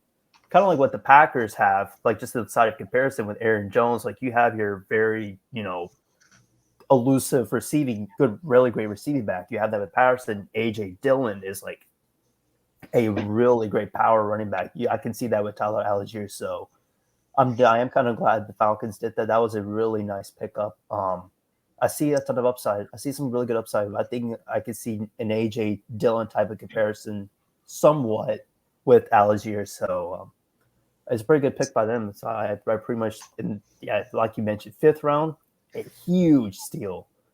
Steal. I'm just glad we didn't do something like what the Jets did and get a running back in the 2nd round when we've got like much more important holes to fill on the team. So See, I don't have a problem with the Jets taking Breece Hall. He was my RB1. I think he's going to be a superstar. So I don't have. I get your thought process there, but I'm just saying personally, I don't. Yeah, I don't have a problem with the Jets doing it, but I feel like the Falcons. Oh yeah, absolutely. If the Falcons did, it would be a huge mistake. But yeah, I agree completely. Like I said, Algier was a huge steal. And I think Dillon's an interesting comparison. And obviously, I've said before on here thousands of times, I'm not a big fan of one-on-one player comps. But if I were to give him one, I think you can kind of look at the floor and the ceiling of it. I think his floor is kind of like Jamal Williams, where he's just going to be a super solid power number 2 guy. Yep. And his ceiling, I swear to God, I've spoken about him in every single episode we've done. I think I can see him as like a David Montgomery, where he doesn't necessarily have that breakaway speed, but he's a super smart running back. He's very physical. He can read holes very well. And if you set up the blocks for him, he can take it home. He's just not going to be a guy that's going to get to the outside and torch somebody, which is a bit iffy with this wide zone scheme because that's kind of what you want your main running backs to be doing. But you have Patterson to do that. Damian Williams can do that a little bit, so it's not a huge deal. But I think the only thing I don't like about Algier is I think it's going to take him a little bit of time to get situated in this offense and get the production he needs, the carries he needs. So I'm not sure if I can see him being a massive part of it year 1. But year 2, once Damian Williams is out of the way and Patterson gets another year older, I can absolutely see a world where he ends up being that running back 1 in Atlanta. But speaking of Patterson, obviously there's a lot to say about him. He wasn't the best wide receiver in the world. We all saw multiple teams try that. And New England was actually the first team to try him at running back, and it worked a little bit. I don't know why Chicago didn't take a page out of their playbook and try to do that. I don't know why we insisted he was a wide receiver for us, but it failed miserably. But, I digress. He's very versatile. He's great after the catch as a running back. He's kind of like a poor man's Deebo Samuel, for lack of better words. It's kind of the role he's fitting for this Shanahan-esque wide zone offense that you guys are running. His vision isn't great. He's going to miss holes here and there. It's just kind of you tell him where to go, and he's going to hit that hole and run with it if it ends up being open. And he also, something I feel like not a lot of people talk about, he's a physical dude. Like, he'll run a motherfucker over. Yeah. Which is crazy to think coming from a converted wide receiver / return specialist playing running back. I mean, what does he measure at? He's like, what, 6'3", 220 something? Yeah, he's a big dude. He's huge. He's huge. And it's like the dude returns kicks. So that pretty much just tells you how fast he is too. He's just, if the NFL had an award for like most improved player or breakout player last year, in my opinion, it would have been him. Absolutely, it would have been him. Just from the standpoint of just when I heard that we signed him, I'm like, okay, if we, we use him correctly, okay, he'll come in, return kicks, maybe put him on the offense a little bit. If we use him correctly, okay, he could do something. I wasn't expecting what he did last year.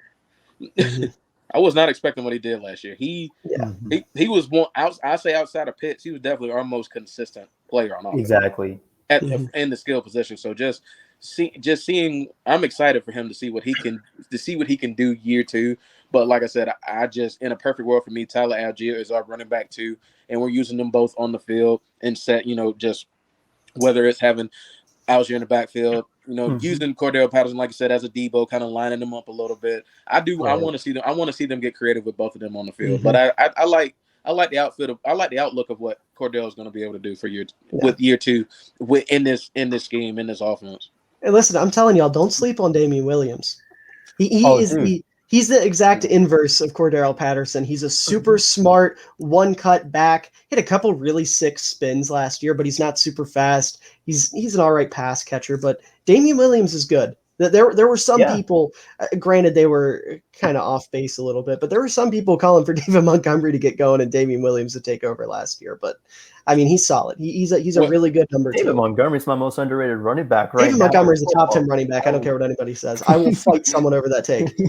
I will die on that hill. I love David Montgomery. Yeah, well, but I will say this though about Damian Williams. I saw him in that Super Bowl, so I'm not going to sleep on him. Oh yeah, that too. I saw him in that Super Bowl. I saw him practically take over that fourth quarter. So I'm not going to sit here and say anything bad about Damian Williams. Right? Yeah, he's a stud. He's real good. And as your running back too, I mean, if you're doing the whole little backfield by committee thing, you got Algier as your power back, Patterson as your receiving, do it all back, and then Williams is that kind of like middleman. You're in good shape. Not to mention you also have Jeremy McNichols, who's a really solid third down back. He can catch the ball out of the backfield. We got him. I forgot we signed him. And then there's one other guy too. I want to say he's a UDFA, but his name's Avery Williams. I think he was Avery Williams this year. Williams. He's a converted corner. Yep. As a matter of fact. He's a return man. Yeah, he's very interesting because he's super, super quick. And like I said, the Shanahan wide zone offense, you want somebody that's super quick and can hit that outside corner. So like maybe this kid ends up being a Raheem Mostert-esque pure speed, just hand it to him, let him take off. Like that's doable. I'm not saying he's going to be that, but I mean, he's got the speed. He's got the ability. I like the Raheem. I like the Raheem Mostert comparison. I like him. I liken him more to like a Jerick McKinnon with his running style. Same type of dude, just Same type super, of super I fast. know, but I guess Yeah. it's just a size for me more than anything. But Fair enough. I can see him possibly making. I can see him possibly doing something. Yeah, I mean, if he makes the roster, like I keep saying, Arthur Smith's super creative. I'm sure he'll have something to do with him. Right. Oh, most definitely. At the very least, maybe he's just returning kicks to take some of the stress off Patterson. So, No, I mean, there's something there. On the One roster. note about Cordell. Oh, go ahead, JJ. Don't we have one more running back on the roster? Don't we still have Quadray Allison? Yeah, we do. He's there. Yep. I don't know too much about him, so I'm not going to speak on him. If you got something you want to add with him, but from what I've seen, I mean, I don't mind it. He's solid from the touches that he's gotten. He hasn't really gotten much of a chance to prove anything, but when he has been given a chance, he's pretty good. Quadray Allison. He's a hard runner. He's good between the tackles. He just doesn't get on the field. Yeah, pretty much. Fair enough. Mm-hmm. One note about Cordell Patterson. I think 3 days ago, I believe is when it was. He came out and he was like, "I want to break the all-time kick return touchdowns record." It was something along. I'm gonna throw hands if he does. I'm gonna throw hands if he does. Because, listen, I've got a buddy, the Geek Slays on TikTok, and he's a big Vikings fan. And his claim is that Devin Hester's the greatest return man of all time, but Patterson's the greatest kick returner of all time. Oh. And that's a fair claim. I'm not going to dispute it. I don't personally. I think I'm gonna be honest with you, man. I think it's pretty accurate. No, I don't. Like I said, I don't have a problem with it. But take it all, to be honest. No, I don't think it is either. But I don't care. Devin Hester solos. Devin Hester better. That's all you need to know. Hester was something special. I'm not gonna lie. I don't want to go on a Hester rant here, but imagine Devin Hester in today's NFL, what they're doing with these creative guys. Like Devin, when he played for the Bears, when he was trying to play wide receiver, they wanted him to be a pure slot, and he's just not that because he's not a good enough route runner. Imagine if Chicago used Devin Hester like Patterson's being used right now, or like Debo's being used, or Kadarius Toney. It would be hell for opposing defenses. It would be hell. Mm-hmm. I think we're probably talking about. Did end up playing for the Falcons at some point too? Yeah, he broke the all-time return record. He broke the return record here. He did the Dion run and everything. Mm-hmm. Yeah, that's one of my saddest moments as a Bears fan because I wanted to break it in Chicago so bad. But the dumbasses, Phil Emery, was like, you know what? We don't have to pay him. He's a kick returner. He doesn't do anything. Yeah. Fucking. And then he goes to Atlanta, and then he comes to Atlanta, and he has another good year. So it's like, yeah. Yeah, if we're talking about Devin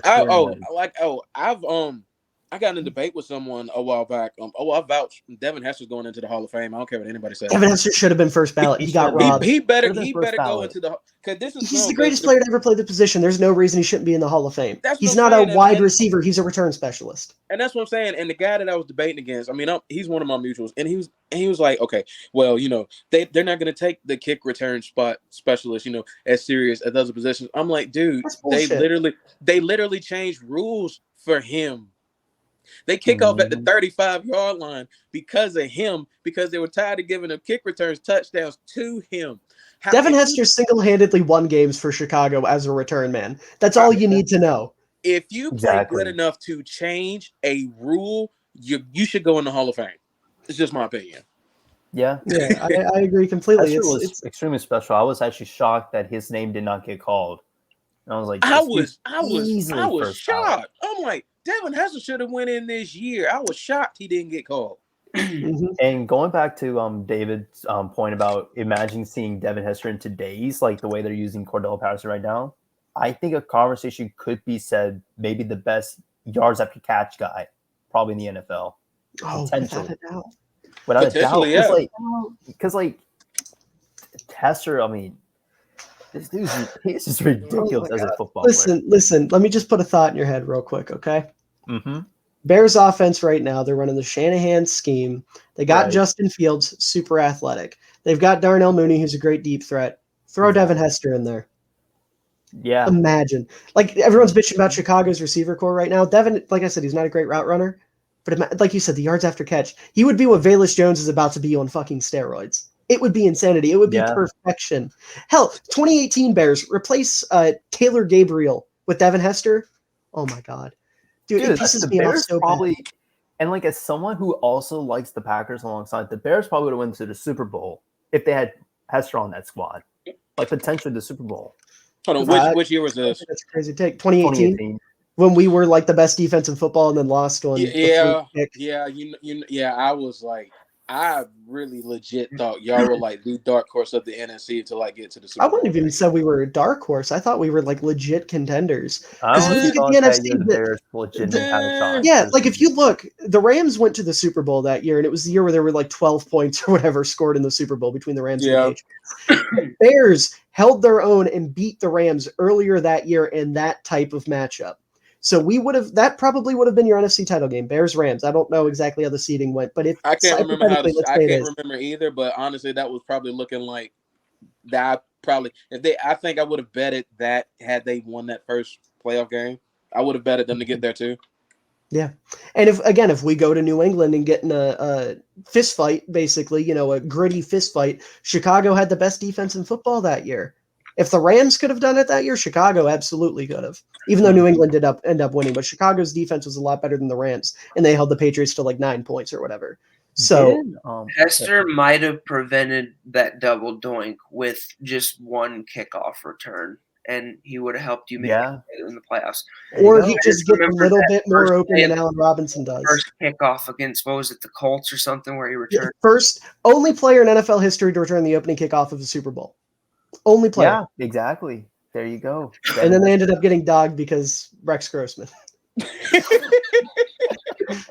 I think he would have helped prevent that double doink, and I'm not saying you guys would have made the Super Bowl, but you might have been able to make the conference championship with your roster. Yeah, but didn't Vic Fangio kind of gave like the secrets to beating the Rams to Bill Belichick on that year? I would imagine that sounds right. Vic Fangio, that was the best year of his career. Mm-hmm. Vic Fangio single-handedly won Matt Nagy Coach of the Year. Like they couldn't give Coach of the Year. They couldn't give Coach of the Year to that was all Vic coordinator. Fangio, but it was all Vic's defense. Matt had no say in it. Take. He did. I will die on that hill. It was all Vic Fangio. We forced like 50 turnovers. I don't think it was quite 50, but we forced some insane number of turnovers that year. Leonard Floyd had a fucking pick six. That's what you need to know about that defense. Leonard Floyd had a pick six against the Buffalo Bills in like a 40-point win. The defense was nuts. We made Eddie Jackson an all-pro, and since then he hasn't done a damn thing. Oh, David, I know your frustrations with Eddie Jackson.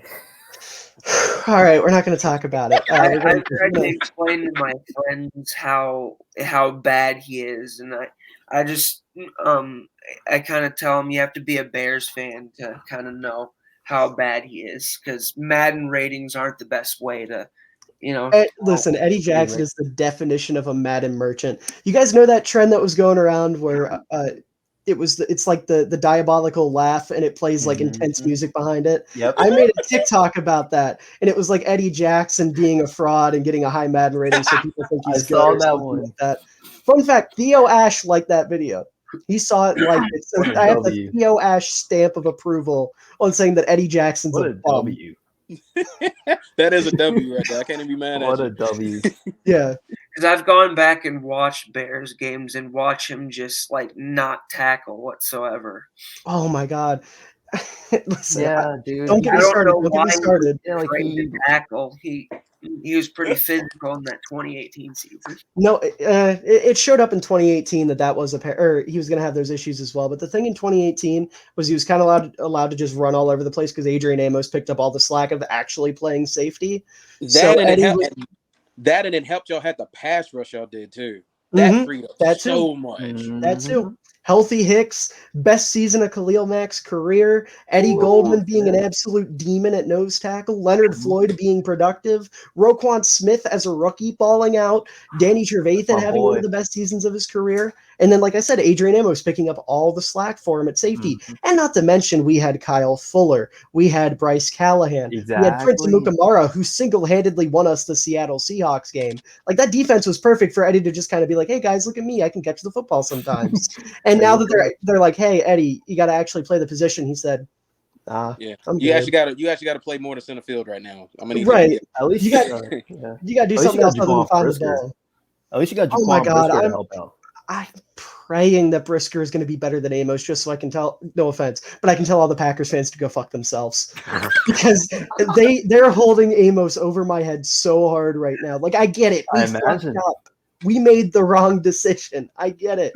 Yeah. Well, honestly, it doesn't matter because at the end of the day, the Green Bay Packers are just that team that gets to the NFC Championship game, looks pretty, and then gets their ass kicked. Yeah. So, That's what happens when you play the NFC North 6 times a year. Yeah, the Minnesota Vikings, the Lions who have been in the basement for 20 years, and then Chicago being on and off. I like their future. I like the Detroit Lions' future. Oh my God, I think Detroit's a borderline playoff team this year.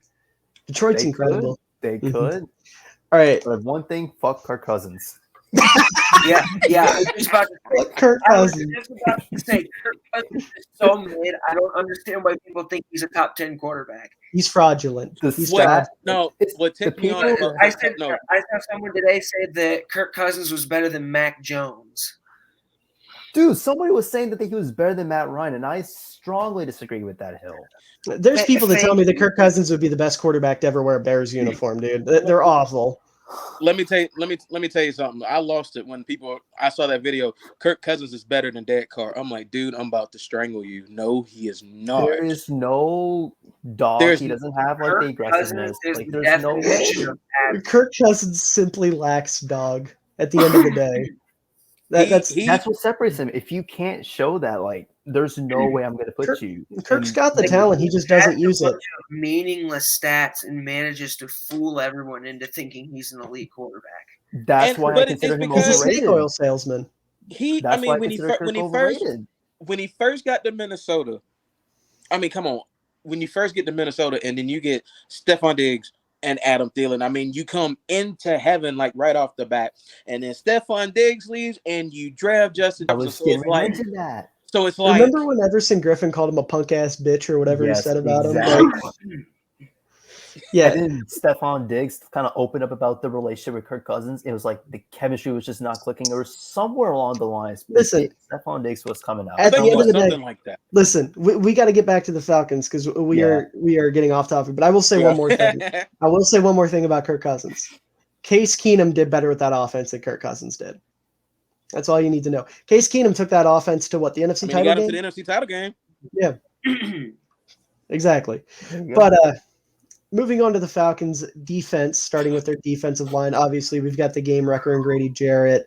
We've got Arnold Di Buchetti, who we all, I think, are big fans of. And then you've got guys like Tyquan Graham and Marlon Davidson. So I'm going to have to step away again for a moment, but just while I'm gone, go ahead and talk about the defensive line. You know, my question, what are your guys' thoughts on the front four, front five, whatever you want to call it? No, you go ahead, Hammy. I'm an Auburn fan. That's my favorite college. I'm originally from Alabama, but I moved up here to Iowa a few years ago. But so I'm an Auburn fan. So seeing Marlon Davidson go to the Falcons was a dream come true because I got to see a pretty good Auburn player go to my favorite pro team. So that was pretty cool. I think he's got a little bit of potential. I don't think he's going to be top 10 or anything, but I think he has a chance to be solid. The rest of the guys outside of Grady Jarrett, I'm not that confident in, specifically on the D-line. Our edge rushers are pretty good. I'm a big fan of Lorenzo Carter and Arnold Di Buchetti. I did love the Lorenzo Carter signing. I did love that. I do like Lorenzo Carter. I did like that signing. I think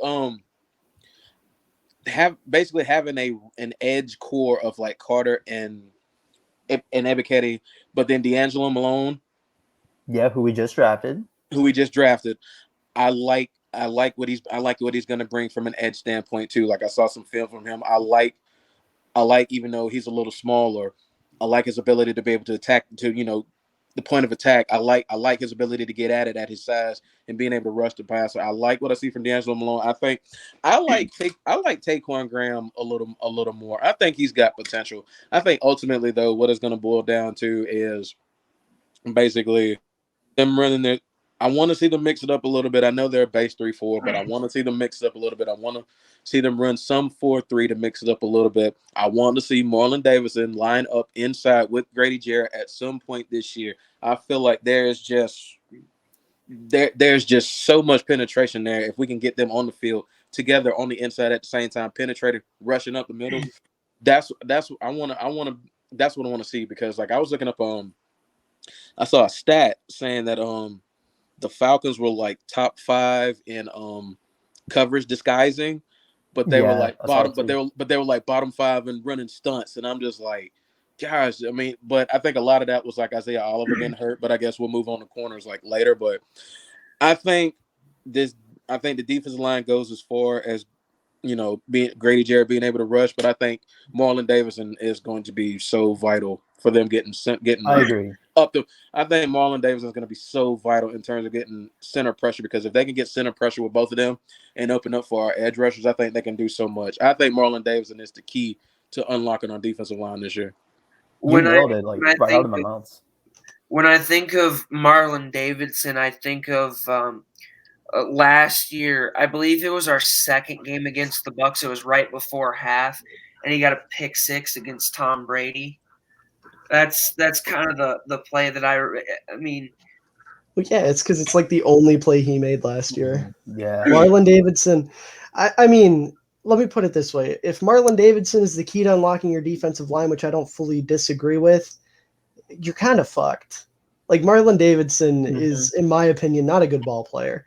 He got benched last year for, what's his name, Tyquan Graham. He was, like a 5th, 6th round pick? Yeah. Tyquan Graham did come in, and he played a lot better. The time he played, he did show out. I will say that.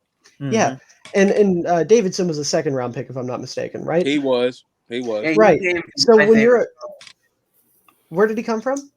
Auburn. Oh, okay. Well, I mean, no disrespect then, but like, if you're a 2nd round pick getting outplayed by a 5th, 6th round pick, it's not a good sign. Like, Marlon Davidson really just underwhelmed last year. He's really he's got the athleticism. I'll give him that. But everything else is just bad.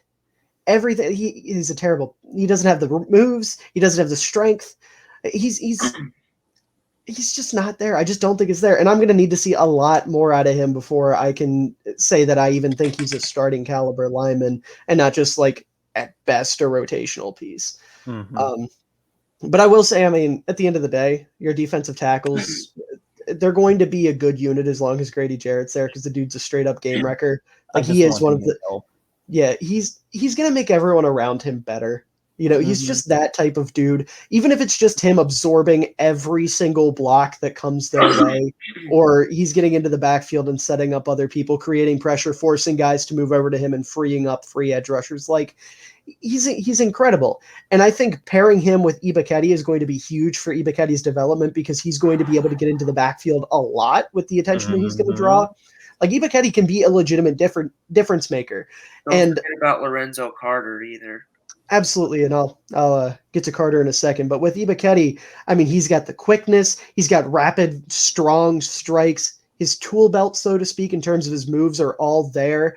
Like, I think if you could put on a little bit of weight and maybe hit the gym a little bit, you know, get a little bit stronger, he's the complete package. Like, again, I don't like to do one-on-one player comparisons, but I see a lot of Shaq Barrett in his game. And I can see a world where he hits – hell, I would say he could even hit higher than Shaq Barrett.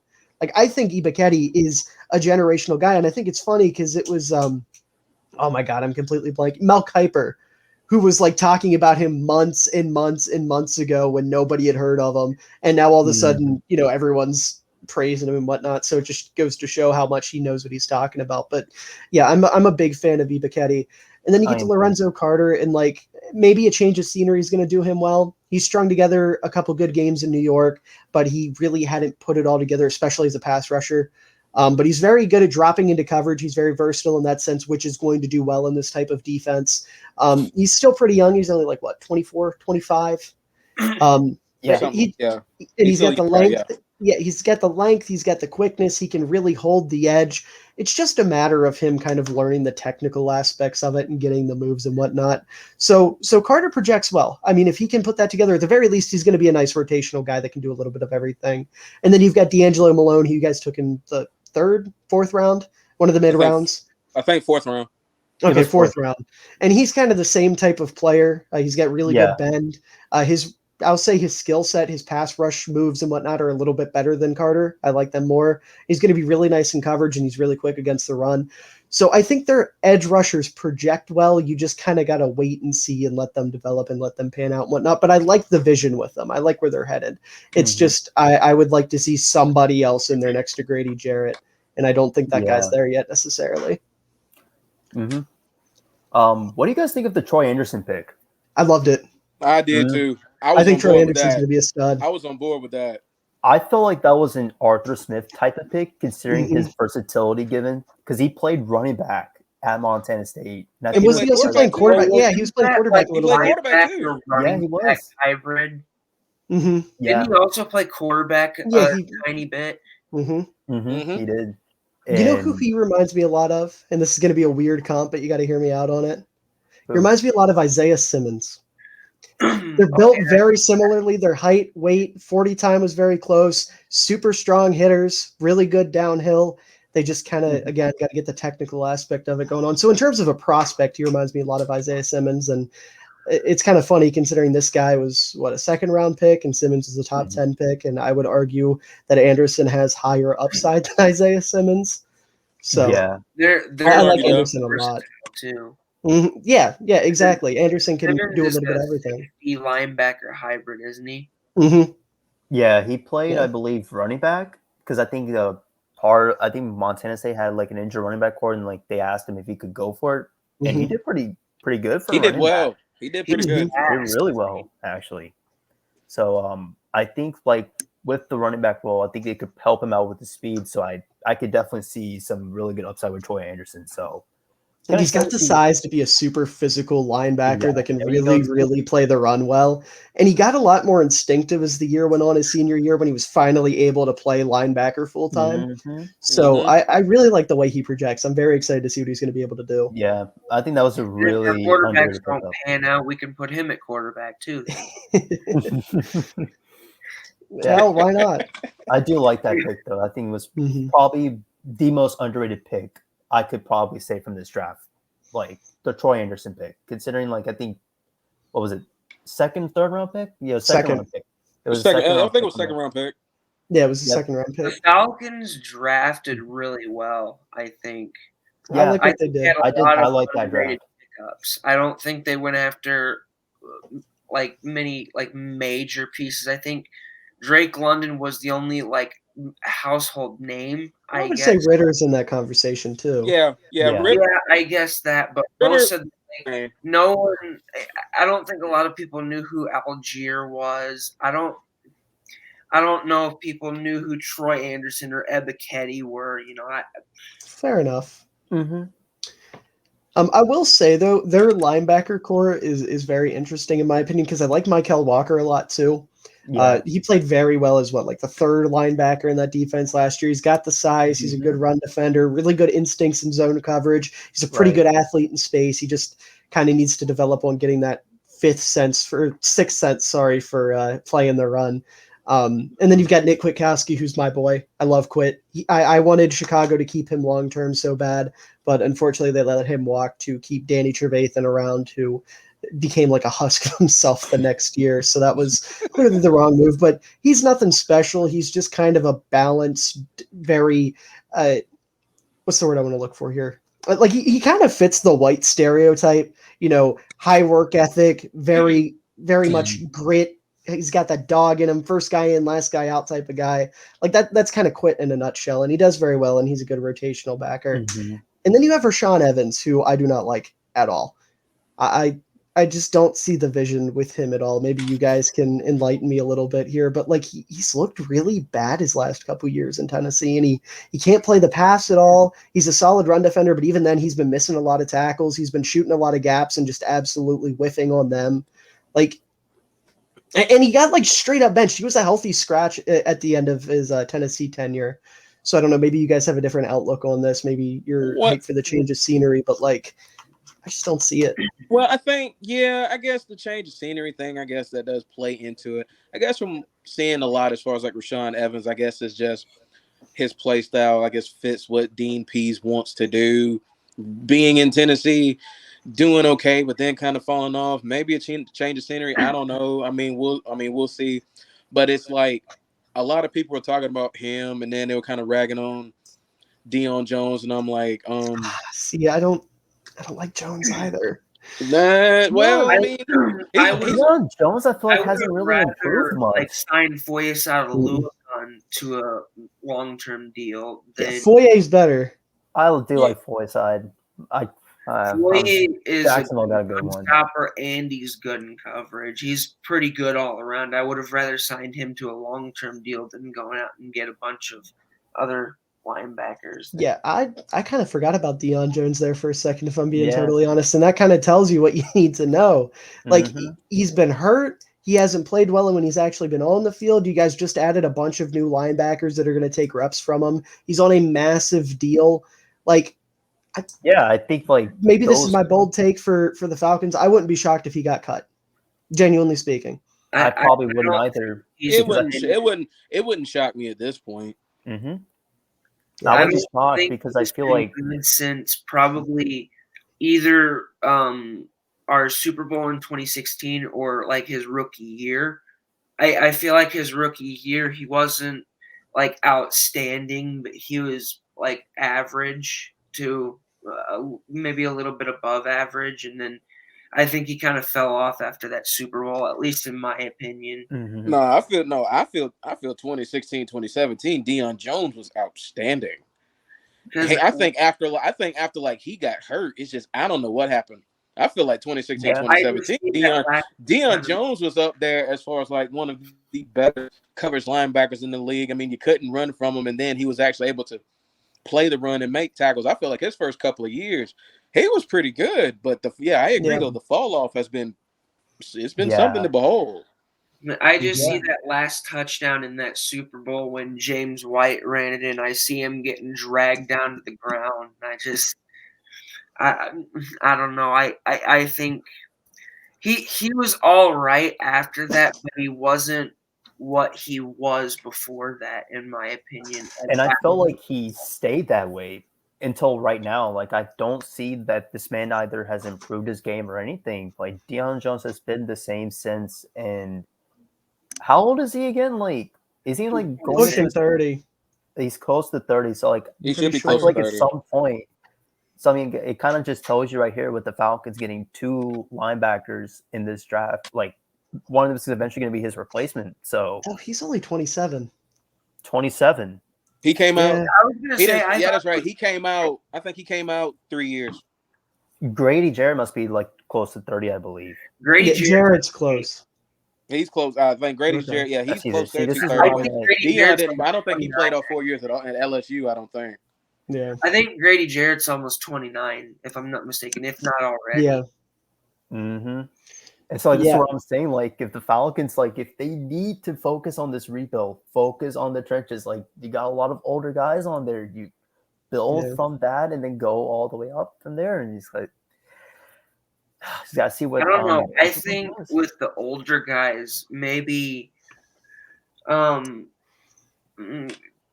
don't know. I think maybe we trade some of the older guys just to kind of get as much value out of them as we can while they're still good. Because like we said, Grady Jarrett's almost 30. We don't know when exactly he's going to start to regress. Right. Deion Jones is not old, but he's getting up there. I don't think you're going to get anything out of Deion Jones at this point. I don't think so either. Because like, you just got to cut ties, man. I mean, his cap hit, I don't know how big it is, but I know he's making a lot of money per year.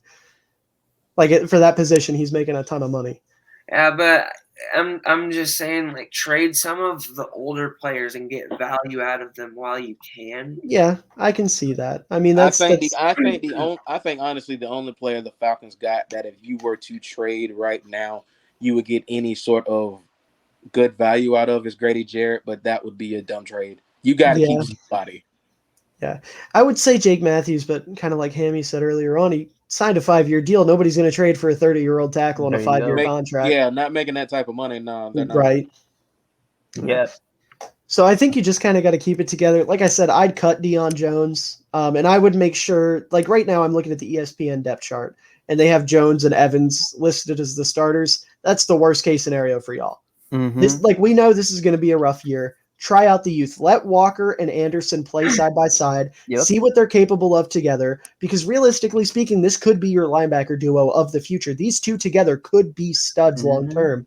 So you got to get them together. You got to let them start to develop chemistry. Because if you're building a good defense, having a linebacker tandem that is fantastic is so big. Like, my favorite example, obviously, as a Bears fan, my two favorite players growing up, Brian Urlacher and Lance Briggs. They were the heart and soul of one of the best decades of defense ever.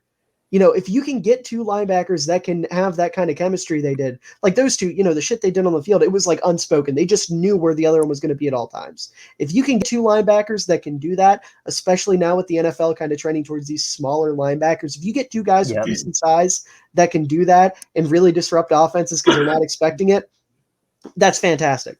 That would be great. That would be huge for Atlanta. When them two played together, I hated seeing y'all, man. Urlacher and Briggs, I hated seeing y'all. I thought they were just, oh my God, they were so good. They were just ungodly good. They were really good. Let me ask you: Do you think Briggs has a Hall of Fame case? I like asking people this because I'm curious what other people think. What's his like accolades? If I could listen, I'll tell you right now, they're not great, but it's kind of one of those things with Briggs. Like, he played in Urlacher's shadow. Like, you're not going to name Urlacher and Briggs to all pro teams or give them both big times. Like, he was an 8-time Pro Bowler back when that actually mattered. And I think he does have a couple second team all pro selections.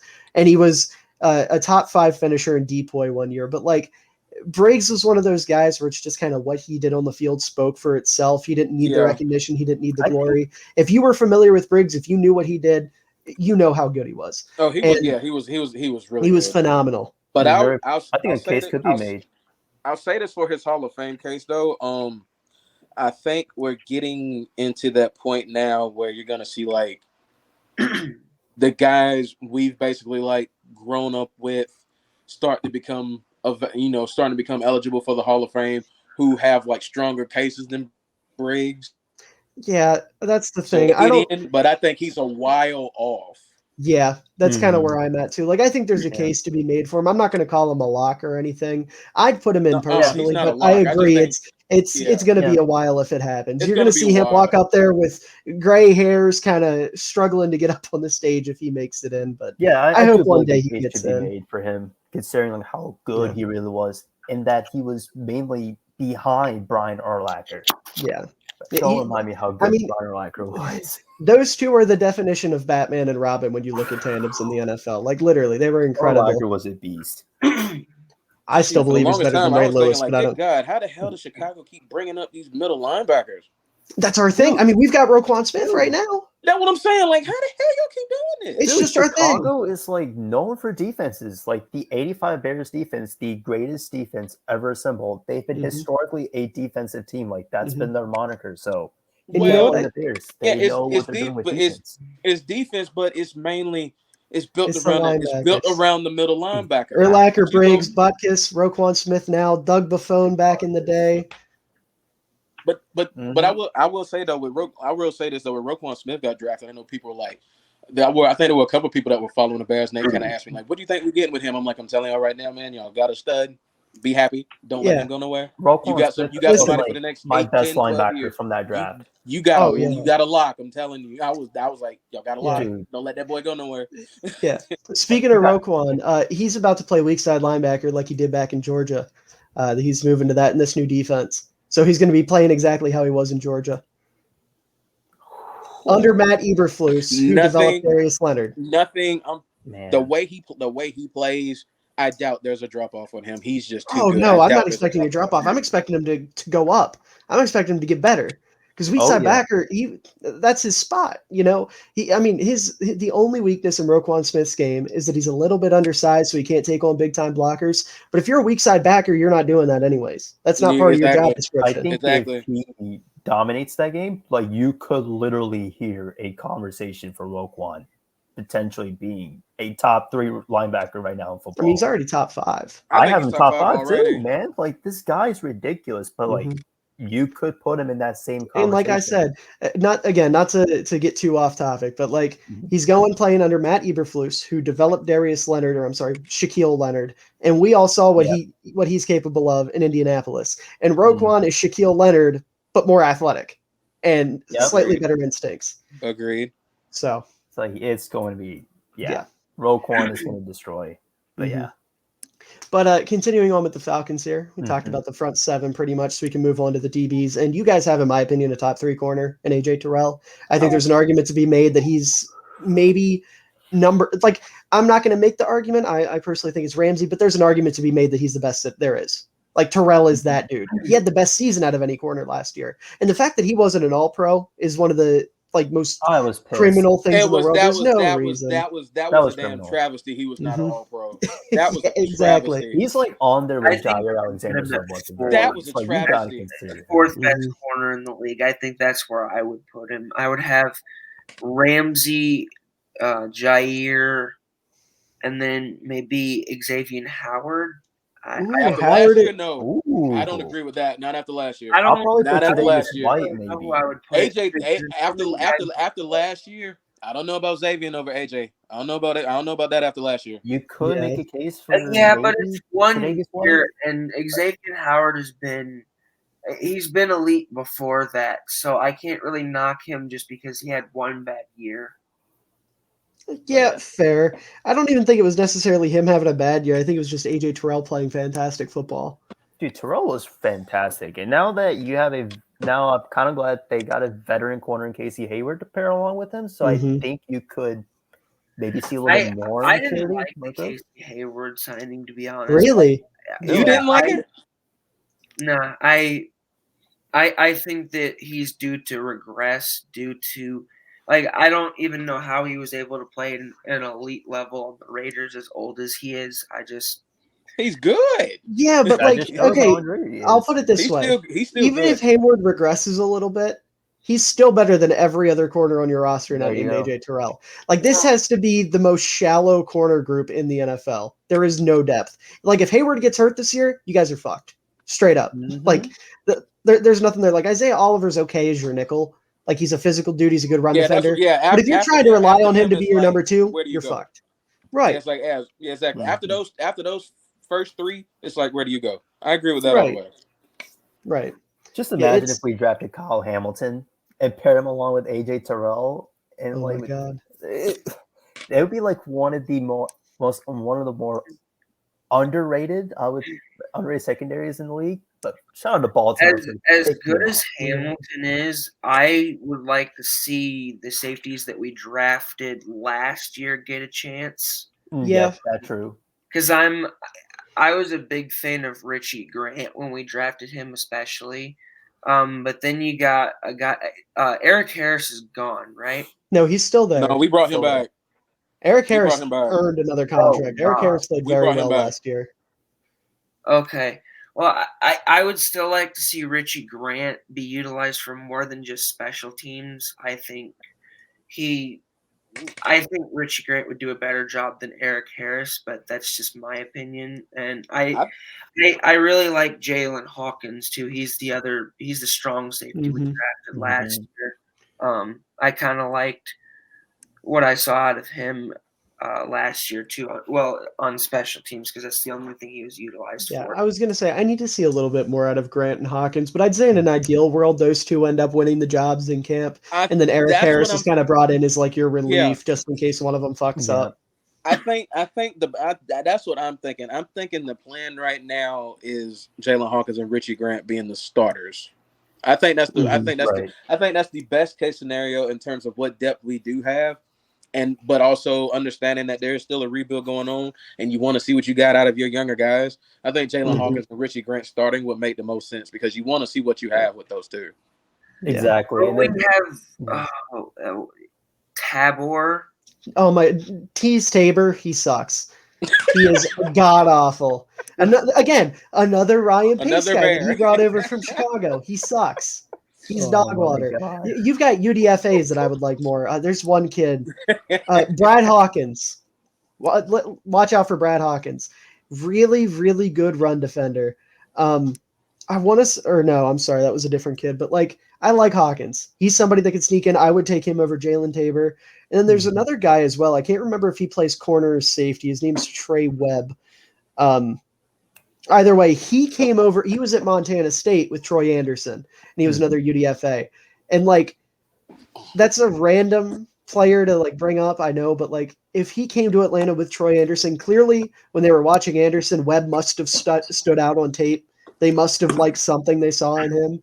So maybe there's something there. I'm not super familiar with his game, but like I said, the connection there's got to be something going on. And then there's one other UDFA that I like for this group, Matt Hankins. He's really, really smart and really good in zone. He's another corner. And like I said, with the depth being as bad as it is, I wouldn't be surprised to see him sneak onto the team. So you could have 30 UDFAs in your secondary that are doing a little bit of something because like after Casey Hayward, dude, it's so bad. It is so bad. Like I said, I think that's the one thing. We got the best cornerback duo in the league with Hayward and Terrell. I wouldn't go that far. No, I wouldn't say they're the best. I wouldn't say they're the best. They're top 10. Top 10, definitely top 10. Definitely top 10. I wouldn't say best. I would probably say the best would. I would probably stick with the Ravens with Humphrey and Peters, just only because they stuck together and played together for longer. And then you get the Eagles. They just added James Bradbury to go with Darius Slay. I don't know. I don't know.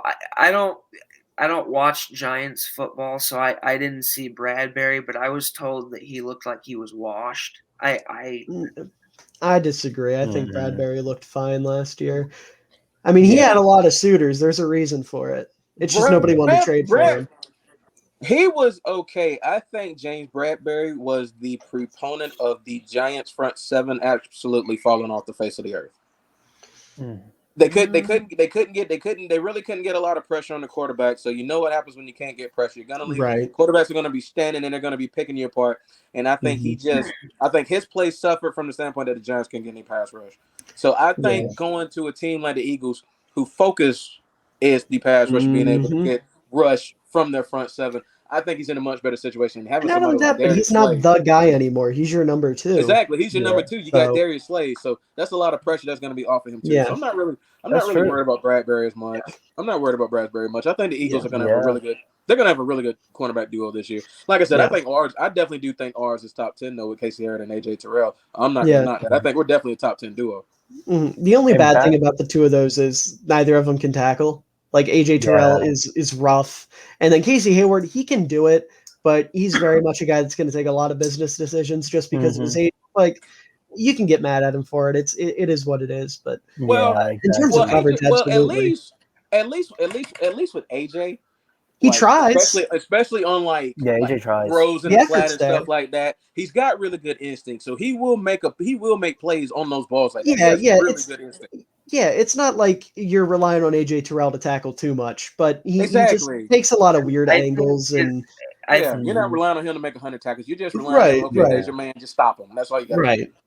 I think his other skills kind of outweigh his tackles. Oh, absolutely. Yeah, I'm just saying that's his one weakness in his game. Literally, AJ Terrell's great at everything else. It's just he can't tackle, which he's a corner. The greatest corner of all time, Deion Sanders, couldn't tackle anybody. Couldn't tackle to save his life. I'm not worried about it. I remember when people were calling Terrell a bust right as he was drafted because he was getting torched by Jamar Chase. And he did look rough at first, but he really came around. But this is what I say to that. LSU did that to everybody that year. What did they expect? That was a really dominant LSU team. LSU did that to everybody. And I remember when they drafted AJ, and everybody's like, "Oh no, did y'all see that championship game?" I'm like, he also made plays in that game, but you got to think LSU was destroying everybody that year. I'm not going to hold going up against arguably the greatest college football offense of all time against him. And then he started off slow, but when it clicked and he got it, that was it. Yeah. Yeah, dude. And Oh, sorry, go ahead. I was going to just mention about the Casey Hayward, like you having him around the veteran leadership. Mhm. Not only is it going to help continue with AJ Terrell's development, but also with the younger guys that you mentioned, David. So I think that's really good about Casey Hayward being there in Atlanta. So I'm kind of really excited to see what the potential of the secondary can be, especially considering his draft a corner next year. Yeah. Mm-hmm. You got to do something to address the position because Casey Hayward's a good Band-Aid for now, and he is a good corner. It's just he's old, he high risk of injury. I mean, it's tough. And like I said, if he goes down, this secondary is going to fall apart very quickly. Exactly. Very good point. I will say as well, just with the safeties real quick, they can't tackle either from what we've seen. Like they are bad. So y'all better hope that front seven does their work. For some reason, if somebody gets to that third level, they're gone. So that's going to be something. I'm afraid teams are going to run all over Atlanta. Like their front seven's good, but if you get a guy to the outside and he gets into that third level, it's just hell. It's curtains. I seen a couple of plays because I was watching highlights back from last year, or what little highlights we had, and all I could see is like Richie Grant and Jalen Hawkins just watching as the ball carriers just running right by him. Yeah, your entire secondary has Eddie Jackson syndrome, unfortunately. So it's Oh man. But I think that kind of wraps it up in terms of talking about the players. Unless there's anybody we skipped over that you guys want to bring up, I know we could talk about like Young Wei Koo, who's one of the best kickers in football. But no, exactly, no Young Wei Koo slander is taken here. There you go. I mean, I get you got Justin Tucker and guy like, and I get Justin Tucker. Right now, I feel like Young Wei Koo is the best in the game. So that's just my opinion. Young Wei Koo's like one of the most accurate kickers, like outside of 30 yards in the league, isn't he? I would probably put him in the top 5 in terms of kickers. I'm not sure about I would probably now, put him in top 3 because of how deadly accurate he is.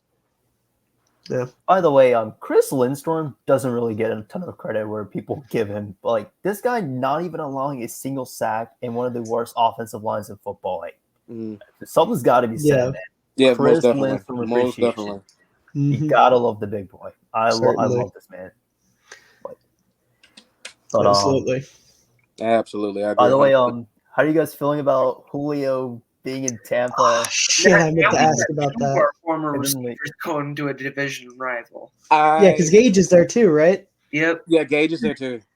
Gage is there too. Julio was wearing a weird number too. It wasn't like 11 or 2. It was like 8. It was 80. It was He's wearing 85 in Tampa. That's a tight end number. That's a tight end number. Gross. To be completely honest about that situation, I was the least bit surprised from the standpoint they had brought the rumor up as far as Julio possibly going to Tampa like months ago. So the fact that he finally ended up signing there, I was the least bit surprised. I know Falcons fans are mad and talking, "Oh, burn his jersey," and nothing. Like I'm like, yo, let the man get his ring. No, don't be over. No, I'm not advocating that. I'm not exactly. I want the man to go out to win. The way he played for us all the years he was here, that man deserves to go out with a championship. He's he really literally does. the greatest receiver this franchise has ever had. And exactly. Roddy White. And this was when we had Roddy White, and that man was ridiculous. Dude, that was when I first started to get into football when the two of them got together.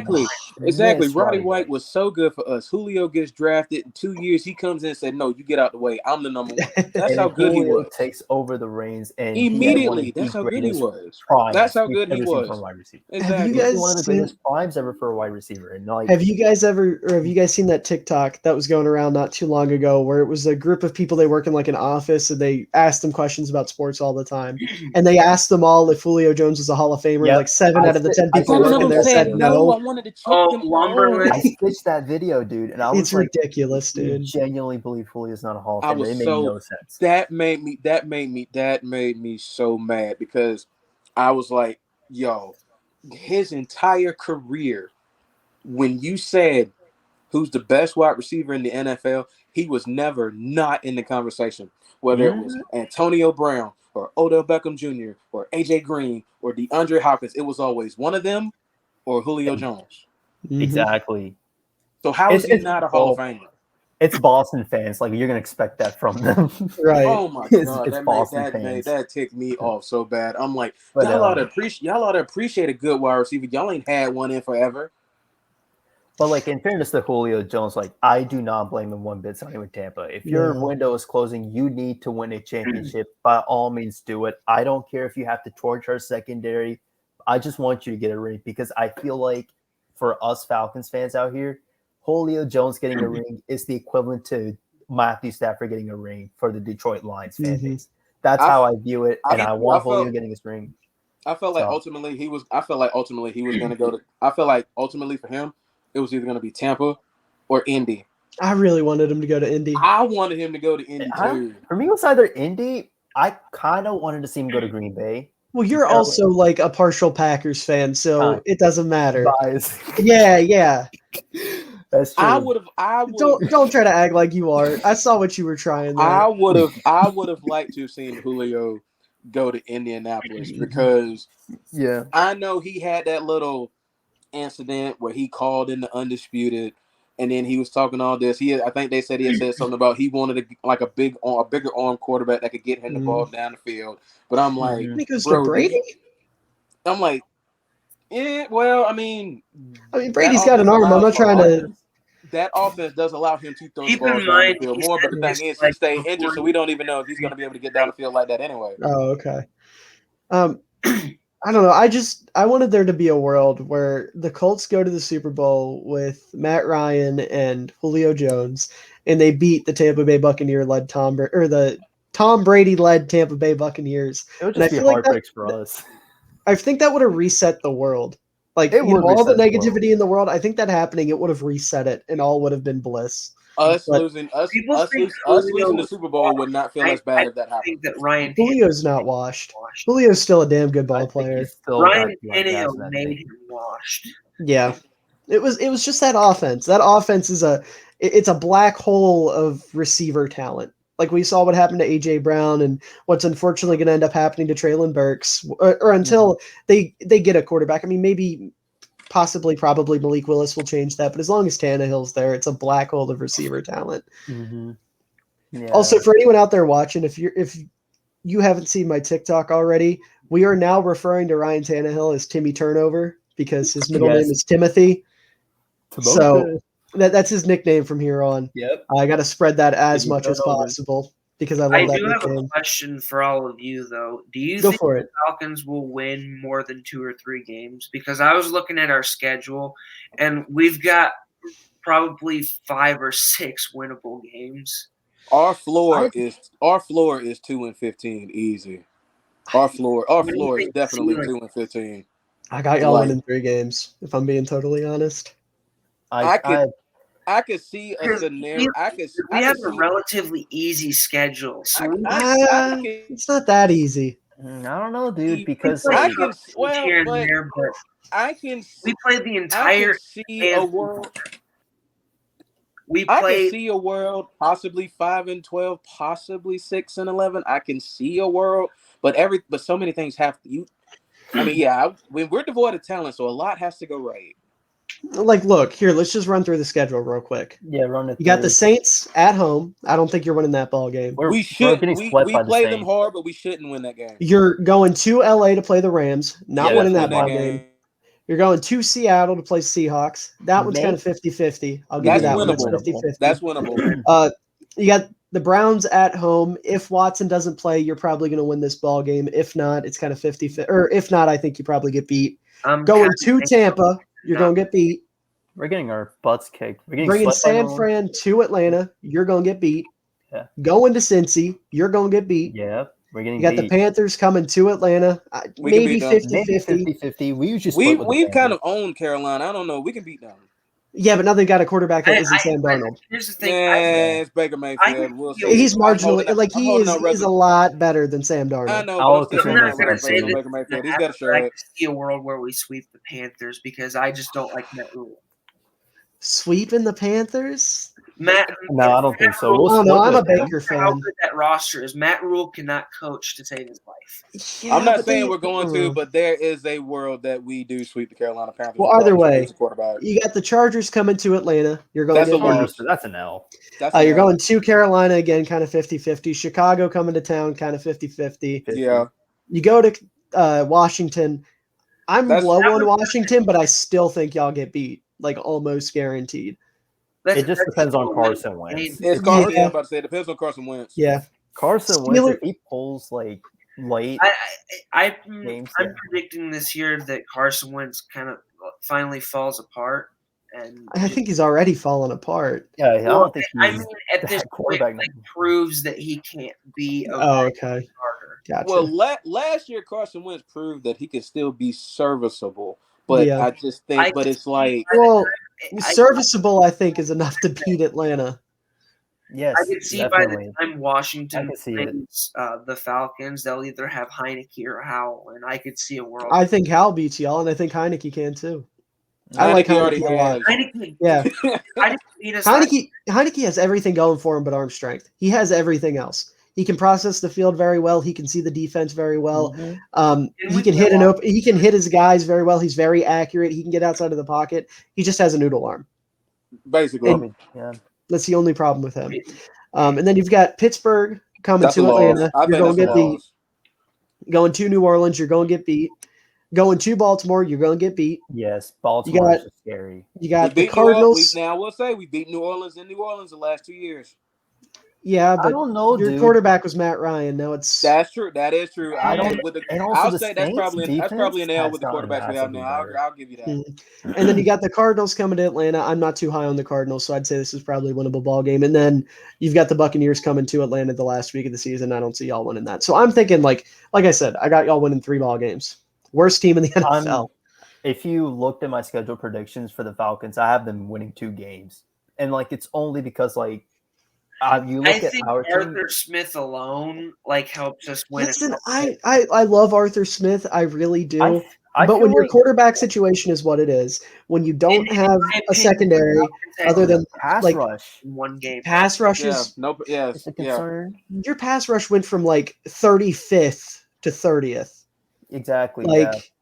Like it's still not great. That's what I'm saying. In my opinion, I don't think that Falcons team last year had any business winning more than 3 games, and we were in playoff contention. But you also had a quarterback. We had Matt Ryan. Though. You don't have a proven quarterback anymore. You have Marcus Mariota and a rookie. And as much as I love Desmond Ridder, I don't know if he has what it takes to pull this team out of the basement. And I know for a fact Marcus Mariota doesn't have the strength to pull this team out of the basement. That's another point. That's kind of why I'm having the Falcons. Marcus Mariota. Like I said, I like what they're doing. I like the projection for this team. It's just this is going to be a hard year. It's going to be really rough. It'll be a hard year for us. And you guys don't have the luxury that some of these other teams like Chicago or Jacksonville or even Houston have, where you have a quarterback that can elevate guys or can do a little bit of damage. You're just kind of still trying to figure it out. Like even the Giants, I would say, are in a slightly better position than you guys. I have them winning 1 more game. I agree. I agree. It's just tough for this year. But like I said, the future is very bright. The future is incredibly bright. It's just this is going to be a hard year. I think this will be the season where I'm okay with the Falcons probably contending for like a top 3 pick. I think I'm contending for the first pick. Other than that, afterwards, I probably want to expect the Falcons to make some major improvements. I feel like, however, I will say I think this draft class could potentially set the tone to how the future is going to look like, considering this draft that we got. Most definitely, this draft class for us this year was a big step in the right direction. This is a huge step, and I'm curious to see what this can do. I think Mariota in Atlanta is going to go just as well as Mariota in Tennessee. I think it's virtually the same situation. Yeah, it's tough. Yeah, well, I mean, I think the thing is Tennessee also had better players than we have now too, so they were kind of able to help kind of disguise Marcus Mariota's weaknesses. Exactly. I talk about Marcus Mariota because they're like, oh, he threw a touchdown pass to himself. That's a never goofy happen. reason to get excited about him. Yeah, That's that is not a play. good reason to get excited. Yeah, he's just not. He's a good backup. He really is. He's a great backup. But as your starter, pretty good when he came in for Carr. What was it? A couple of like years I ago? said, that's one game. 2020 against the Dolphins. I think it was against the It Dolphins. was against the Oh, Chargers. I thought either way, that's one ball game. Or I think it was a Charger. Yeah, it was the Chargers. That's one ball game. Yeah, one ball. You still got to play now 16 more at that level. No, Exactly. I'm just saying that proves your point that he's a good backup. Yeah. Okay. I got you. Yeah. I like him as a backup, but if he's your starter, then you're in for a rough year. And like I said, even if they bring Ritter in, I just don't know if he has it in him quite yet to elevate the team around him to be that good. Yeah. The best case scenario for us this year is just to hope. I mean, even if we're out of playoff contention like early, which we probably will be, just to see what we got in Desmond Ritter. I think that's just you just want to see what you got across the board. That's what we got to see. is. We got to see what we have with our younger guys across the board. Exactly. I would rather do that at the start of the season than wait until we're out of playoff contention if we're then confident that we're not going to make the playoffs. But every team goes into the year thinking they're going to win the Super Bowl, because if you don't, that's how you get fired, because tanking isn't real in the NFL. So they're going to try to compete, but once they realize, it's over, Ritter will get in and you'll kind of be able to see what you have in them. That's pretty much what this year is going to be, pretty much just an evaluation year, see how our rookies play out this season. Yeah, because as I mentioned, this is going to set the tone. Beneficial to have Mariota start like a majority of the season, so we do get that top pick, or I think with Mariota starting the season, it's more. I'm not even necessarily worried as far as the top pick. With Mariota starting, it's all on Desmond Ritter watching and learning and not having to be thrown into the fire immediately. Yeah, allow him to sit, allow him to learn, because Marcus Mariota is basically the exact same style of quarterback as he is. So you can kind of see how he operates and how he's able to operate under a pro-style offense. And then when it comes time for him to play, just take that and develop in progress and just take your growth from there and take your lumps. I think that is the best case scenario for Desmond Ritter. You don't want to throw him into the fire yet, because he is not ready. Opinion, with the whole like sitting and watching and learning, I would rather Ritter not start like any game of the season unless Mariota goes down with an injury. I mean, I see that, but we kind of talked about it early on. You want to see what you have in him just in case you get that top pick and you're in a position to take one of these quarterbacks. Because this quarterback class is about to be insane. Like any other year, absolutely. I agree 100%. But when you're in this position, you're probably going to have a top 3 pick, maybe the number 1 overall pick, and you can go out there and get Bryce Young or CJ Stroud or Levis or any of these guys that are projected to be elite superstar talents. Yeah, you got to take the risk. You really got to take the risk. Yeah, you don't want to feel like you wasted a draft pick on a quarterback this year. You at some point you're going to have to see what you have him, because you don't want to have two guys like set like that sitting on the bench feeling like you wasted a draft pick when you could have just done this in 2023. You need to see you do need to see what you have in Desmond Ritter this year at some point. Yeah, pretty much. It's it's not going to be a fruitful year for Falcons fans, unfortunately, in terms of wins. But like Hammy said, it's a development year. You want to see what you have, because there's no point in watching games where you know the outcome a majority of the time. Hey, I'm still going to watch the games. Yeah, listen. I'm a Bears fan. I've seen like 3 winning seasons in my lifetime. I'm still going to watch every goddamn game. I'd rather like stick to college football at this point, because Auburn's doing better than the Falcons are. I mean, fair enough. To each their own. Yeah. I'm just not a big college guy outside of, doing my homework before the draft. I don't watch a ton of in-season college, but Cam Newton was a big reason I became an Auburn fan, because I was an Alabama fan. My whole family are Alabama fans, and I kind of switched because I like Cam Newton. I liked the whole Super Cam thing. Well, Cam Newton then was definitely a guy that would make you switch your fandom. I will tell you that much. He was the reason I was a Panthers fan for a while too. I loved watching the Panthers play. I started out as a WVU fan because I'm from Maryland and all my buddies were WVU fans.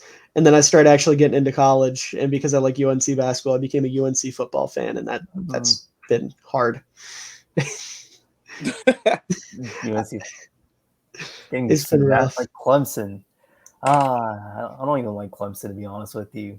But yeah, but at least the basketball team's good. That's what I care about. yeah, I care about exactly. UNC's basketball team, and fresh off Hey, the the greatest championship basketball player of run. all time Man, played for them. hey, if there's one thing UNC is always going to keep is a freaking basketball team. Best college basketball program of all time. I don't care what anybody says.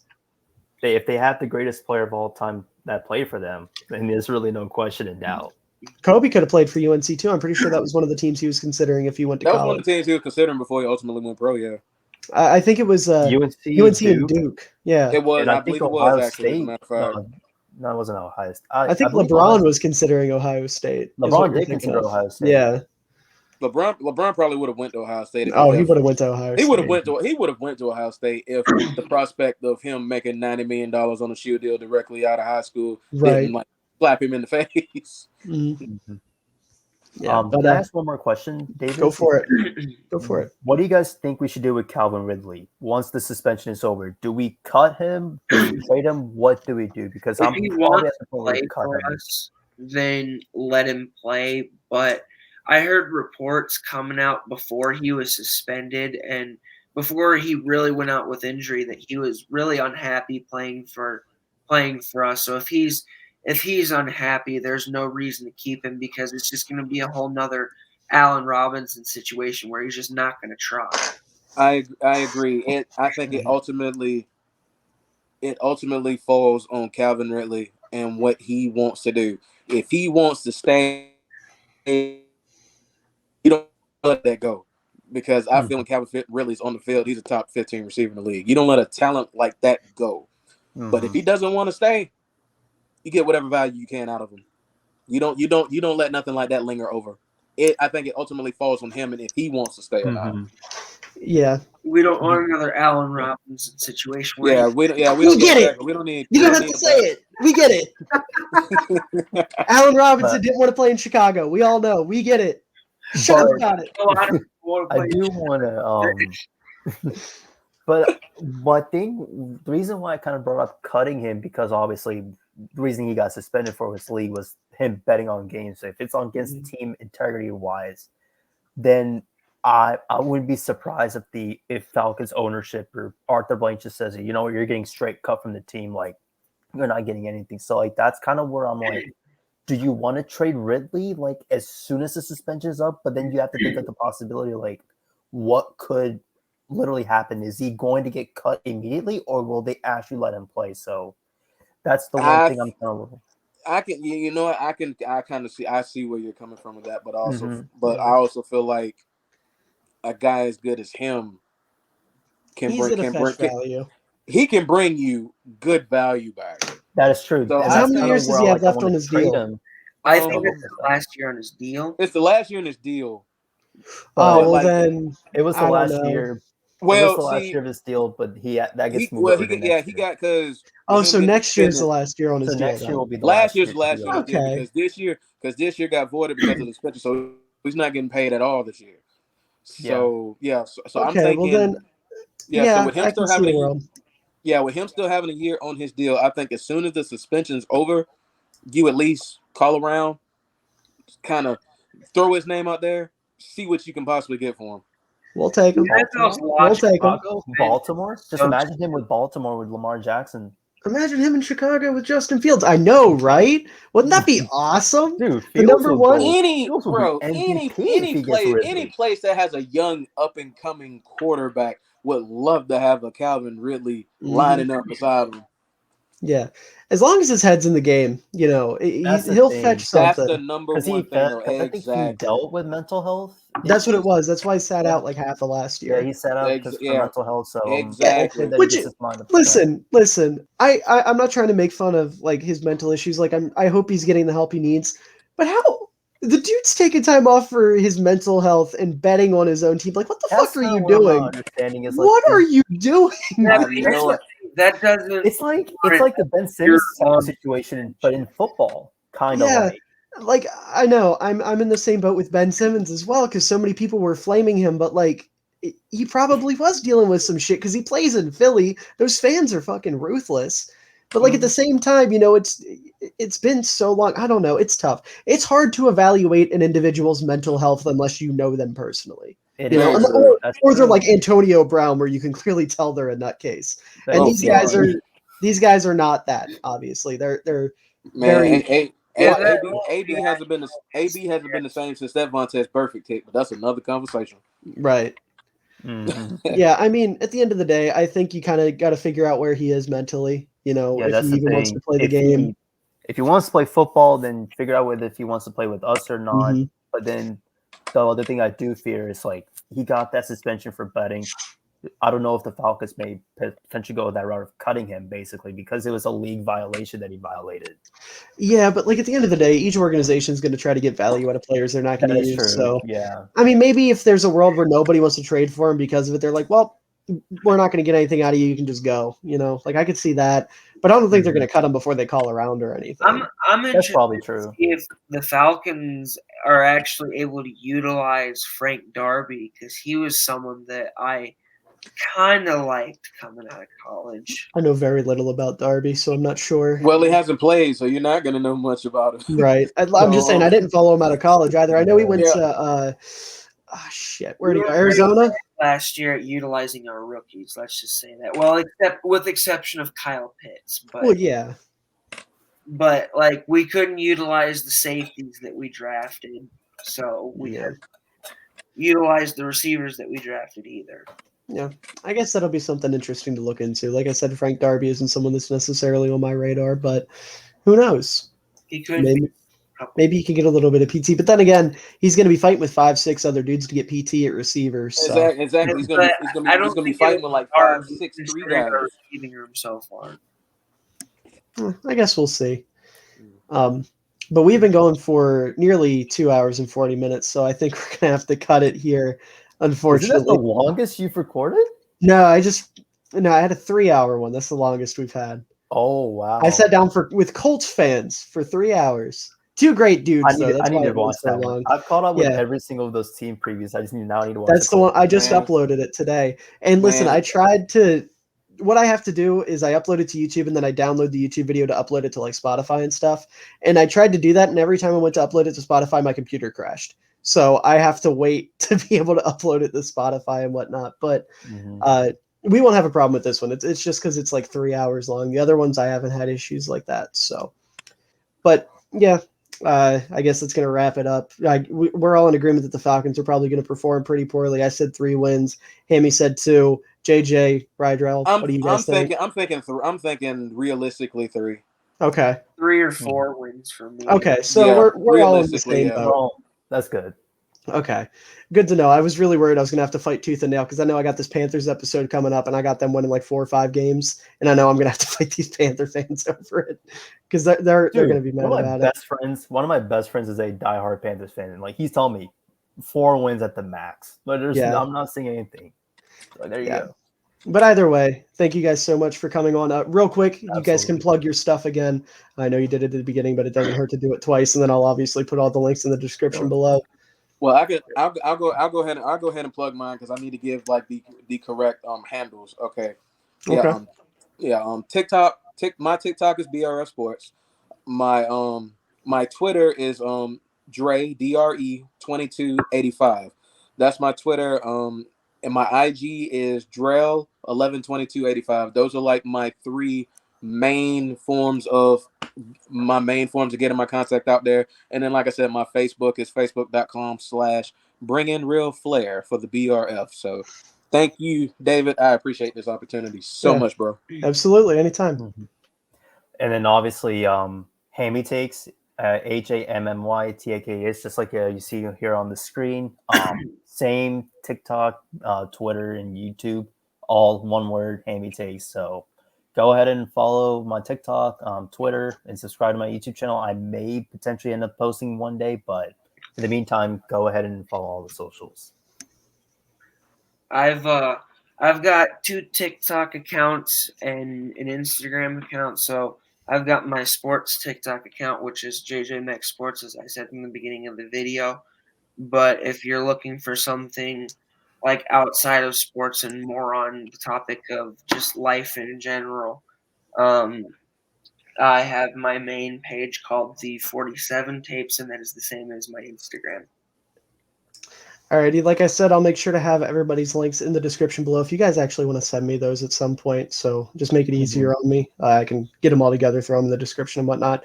But Definitely. once again, thank you guys so much for coming on. I really appreciate it. It was a ton of fun. I'm telling you, man. Thank you for the opportunity, bro. Yeah, Thanks absolutely, for having me on, man. Absolutely, And it was nice meeting you guys too, man. Same here, man. I'm glad I'm not. You guys follow. I'm glad most definitely. I think I already follow Hammy, so JJ, I'll definitely give you a follow too. I'm just glad I'm not in this cold world of Falcon fandom alone. Yep, I'll definitely double check, and if you do, then I'll follow you back. Yeah, I found much love, man. Appreciate it. No problem. I posted about the Falcons winning the Super Bowl like 2 years back. That was right before the season where they blew that 30-point lead to the Cowboys, though. So no more memories. All right. Here, let me do my outro so we don't have to deal with anything else. Okay, so for everyone out there watching, make sure to leave a comment down below. Tell us how you think the Falcons are going to do this upcoming season. If you disagree with any of our takes, make sure to yell at us in the comments. Call us out by name so we can start beef and actually come fight you at your home. If you disagree with what we said about a specific player, about a specific position group, whatever, if you don't like that I called Keith Smith mid, make sure to yell at us in the comments below. And also make sure to leave a like. These take a ton of effort. Obviously, we've been sitting here for nearly 2 hours and 40 minutes now. You got to take the time out of our day to do that. So obviously the support means a lot. I love doing these. They've been a ton of fun, so I'm not complaining by any means. But that support does go a long way. It shows me that you guys are interested. It shows that you want me to continue to do this kind of stuff because I will happily do it. But anyways, I hope everyone out there watching, as well as you guys, have a wonderful day, night, evening, afternoon, whatever time of day it is for you. I hope you thoroughly enjoy it because you're